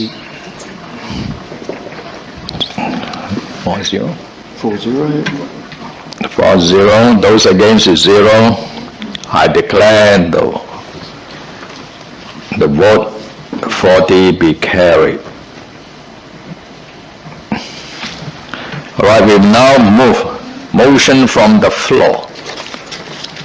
A mover and seconder is required on any motion before it can be spoken or put to the vote. When speaking to a motion, each speaker is to address the chair by firstly stating their name and address for recording purposes. I now call on anyone wishing to move a motion at this meeting to raise their hand. Mr. Aldrich, come forward. Thank you, Mr. Mayor and Council. I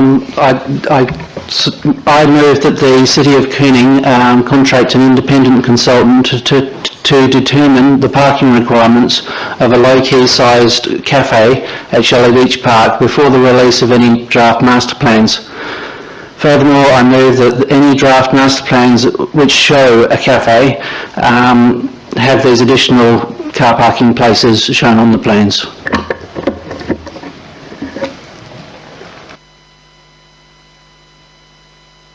Need a second. Do you have a second, Mr. Aldrich? Mrs. Aldrich.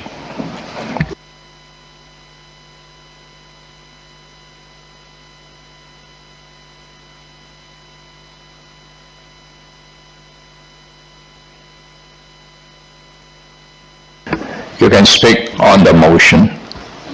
Yeah, basically the situation with Shelley Beach Park is there's discussion as to whether there's going to be a cafe there or not. Some are for it, some are against it. We also feel that sometimes the city has money issues as to whether a cafe is good or not. We believe that it would be beneficial. It used to be called a business opportunity in the early days. So what we don't want to happen is I don't want to see a cafe put on the foreshore and then them show an unrealistically small car park and everyone go, yay, that's great. And then a year and a half later, suddenly we have a huge car park there because that's what's actually needed. In the past at Low Key, they had 43 car parking bays. They had to add another 50 to it. So I don't feel that the city's the current formula that they use is adequate to determine parking. So I'd like to see an independent car parking consultant come in, work out how many car parking spaces are needed, and from that go forward and put that parking space on the master plan so that people can actually see what they're getting, because a big cafe with no car parking looks really good, whereas a big cafe with a huge car park, which might be required, might not, let someone independent who knows what they're doing work it out, wouldn't look as good. It'll affect which plan we go for. Thank you. Thank you very much. Mrs. Aldrich, do you wish to speak? I always get the chance to speak if I can, because I am very passionate about this. The car park is a very big issue. We are aware that plans, we want to make them attractive to ratepayers, so we don't actually show maybe perhaps the actual plans for the true car parking that would probably be happening now. There has been mentions of 45-degree angle parking, which will probably suit a Sunday morning or a Saturday afternoon, and that would just cope with the parking that there's now. If you've got a big development, say as a dome that's being put down at Deepwater Point, they're struggling with parking issues now. There wasn't adequate parking provided when it was built. We don't want to see a low-key episode where they have the car park, which is lovely and cute on the map, and then a year later the residents are complaining, we have to help the residents and put another car park in. So we would like to have an independent consultant come in and actually give a true indication of what the car parking requirements will be needed for this cafe. If it is a master plan, people know the true extent to what they're getting into. Thanks very much. Anyone else want to speak against the motion? Or anyone else want to speak for the motion? No, we'll put this to the vote. Those voting for, show of hands. The voting will be the show of hands. Those who are in favor, put up their hand. Put up their hand.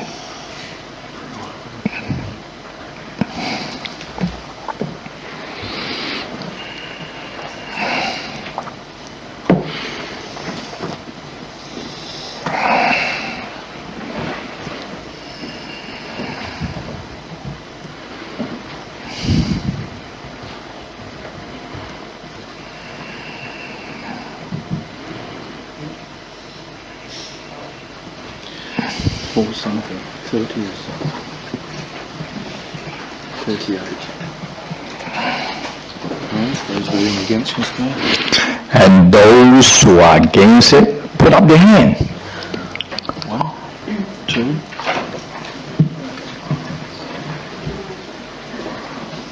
3. 1, 2, 3. 3.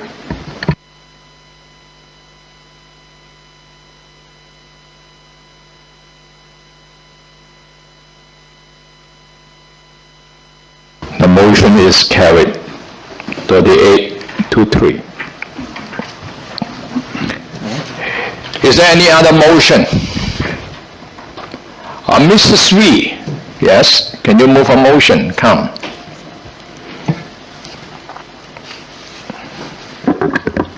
Thank you, Mr. Mayor. I, Cheryl Wee, move that the City of Canning develops a council-approved operational policy on the use of the Riverton Leisureplex hydrotherapy pool for its intended purpose, being a therapy pool, and is to address the following items before scheduling changes are made. A, ensures that 100% exclusive access is provided to the general public who use the pool for therapy exercise at reasonable hours during the day, especially in the afternoons and evenings, Monday to Friday from 4 p.m. to accommodate those who work. B, recognise and prioritise the needs of the community for rehabilitation and exercise, particularly as NDIS will begin to be available in Canning from the 1st of July 2019. C, determine strategies to extract more value from the Leisureplex by utilising and maximising the use of swimming pools located in other parts of the centre for evening swim classes. And D, a review on the compliance of scheduling decisions with the City of Canning Disability Access and Inclusion Plan. For example, like prioritising swimming classes over and above the disability needs and ageing needs of the community.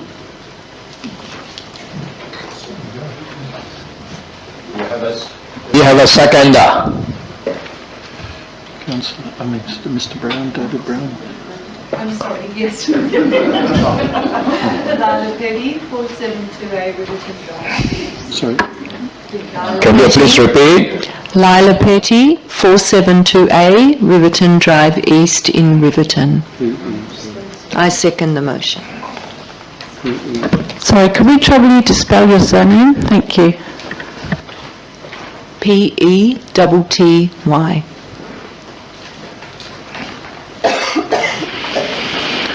All right, Mrs. B, continue. The Riverton Leisureplex Hydrotherapy Pool is a unique purpose-built facility designed to meet the specific exercise needs for those in the community who are disabled, aged and recovering from injury or ill health. There is no policy that governs the use of this facility for its intended purpose, being a therapy pool.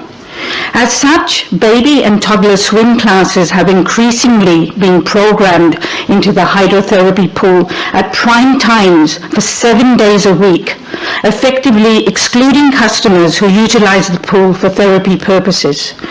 The city has the view that the pool is available 85% of the time for general use. This statistic is misleading because it includes the time when the pool is shared with swim school from Monday to Friday from 9 a.m. to 12:30 p.m. At this time, only 2 meters of that 10-meter pool is available for public use. This 2-meter space also includes the railed stairs and is far too small for any form of therapy exercise. At the end of 2018, management made its decision to introduce additional evening baby swim toddler classes from 4:45 p.m. to 6:15 p.m. 40 weeks of the year where 100% exclusive use of the pool is allocated for baby and toddler swimming lessons.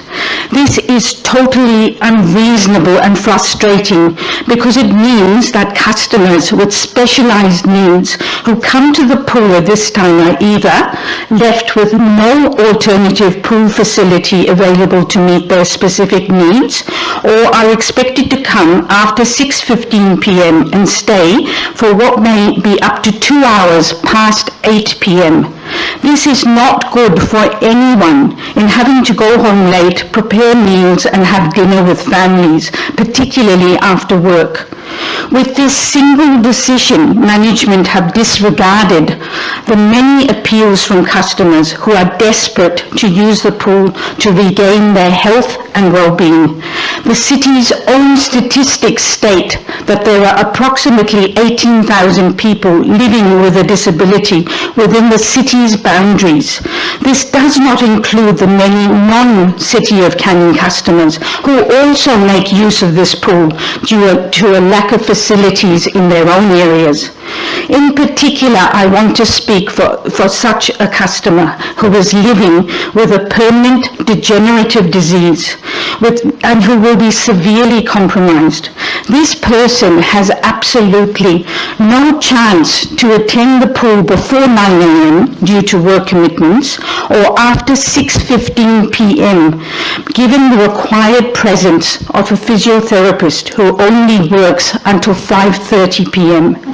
This person cannot turn off their disability for 40 weeks of the year and will be set back both physically and mentally. I ask you, how can the needs of the community for swimming that can be undertaken in any number of the swimming pools of choice, how can these needs be prioritized over the needs of the disabled who can only access the one hydrotherapy facility? Our nearest alternative facility is Aqualife in East Vic Park, but they also conduct swimming lessons in the mornings and afternoons from 3 p.m. to 6 p.m.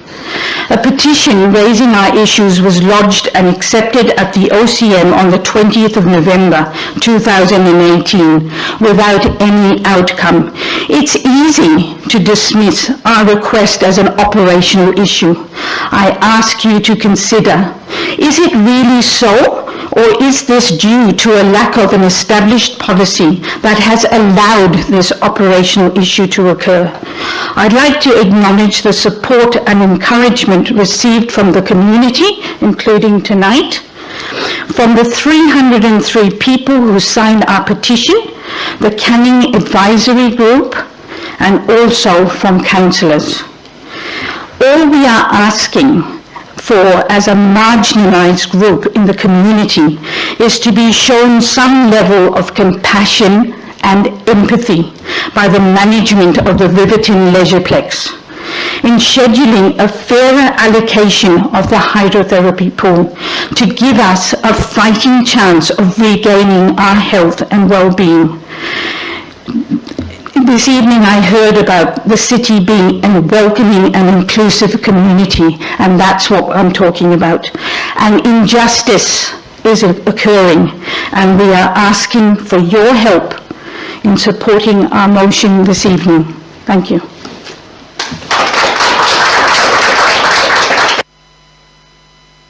And the seconder wish to add? Councillors, electors and others present this evening.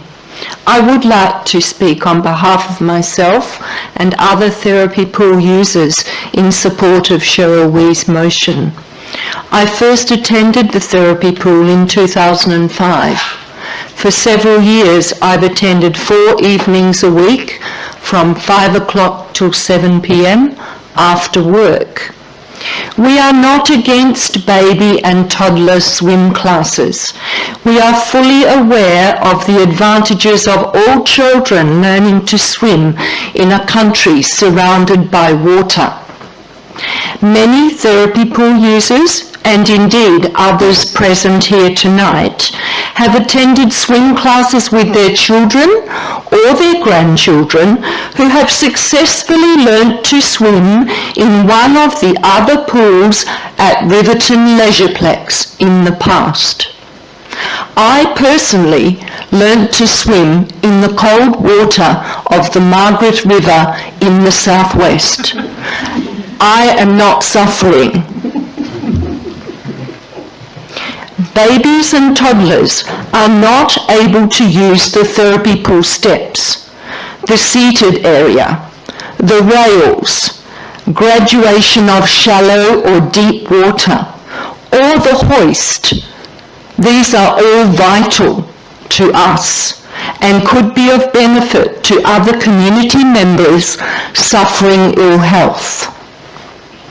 Many of our needy electors remain unaware of this unique facility.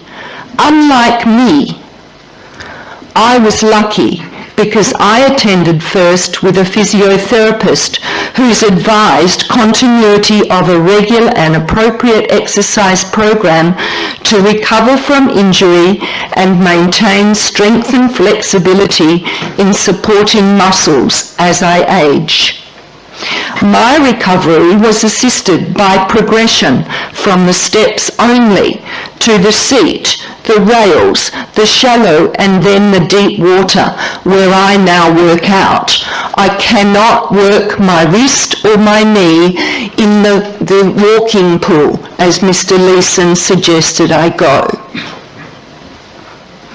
I rarely notice now that my knee is minus a meniscus unless I overstrain it during land exercise or take a holiday away from the therapy pool for a week or more. Only then my knee reminds me of the good it derives from exercise in the heated water of the therapy pool. And as this man said tonight, cold water does nothing for therapy exercise. My injury is mild compared to many other therapy pool users who limp in after hip and knee replacements, have degenerative conditions, or attend in wheelchairs with their carers. These are the people whose health and quality of life depends on the features of this therapy pool. These are the people who cannot climb safely down the footholds into the other pools at Riverton Leisureplex to exercise. If the proposed exclusive baby toddler swim class is run every weekday from 4:45 until 6:15, working people such as myself will be denied therapy pool use. My day begins at 5:45 and I arrive home between 4 o'clock and 4:30, depending on the day of the week. It's unreasonable to to expect that my 2-hour session at the therapy pool can be squeezed in after 6:15 p.m. It's unreasonable to begin meals and family time after 8:15 p.m. What is reasonable is to facilitate therapy pool usage on the basis of purpose-built features that it offers and the needs of paying customers to use them. 40 weeks of the year, this is not possible. Thank you.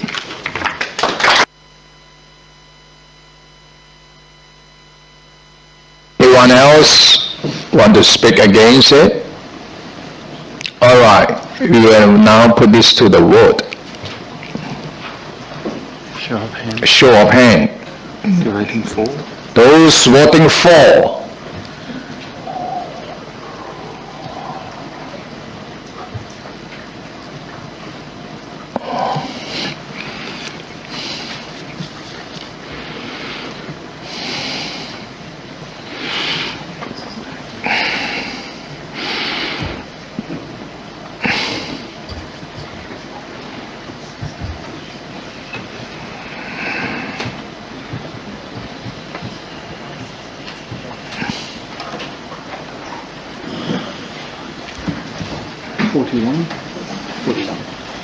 Forty-one for. Voting against, please, Mr. Mayor. Those voting against it.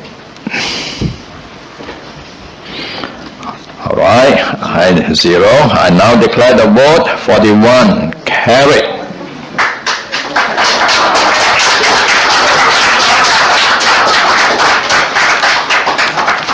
Any other motions, Mr. Mayor?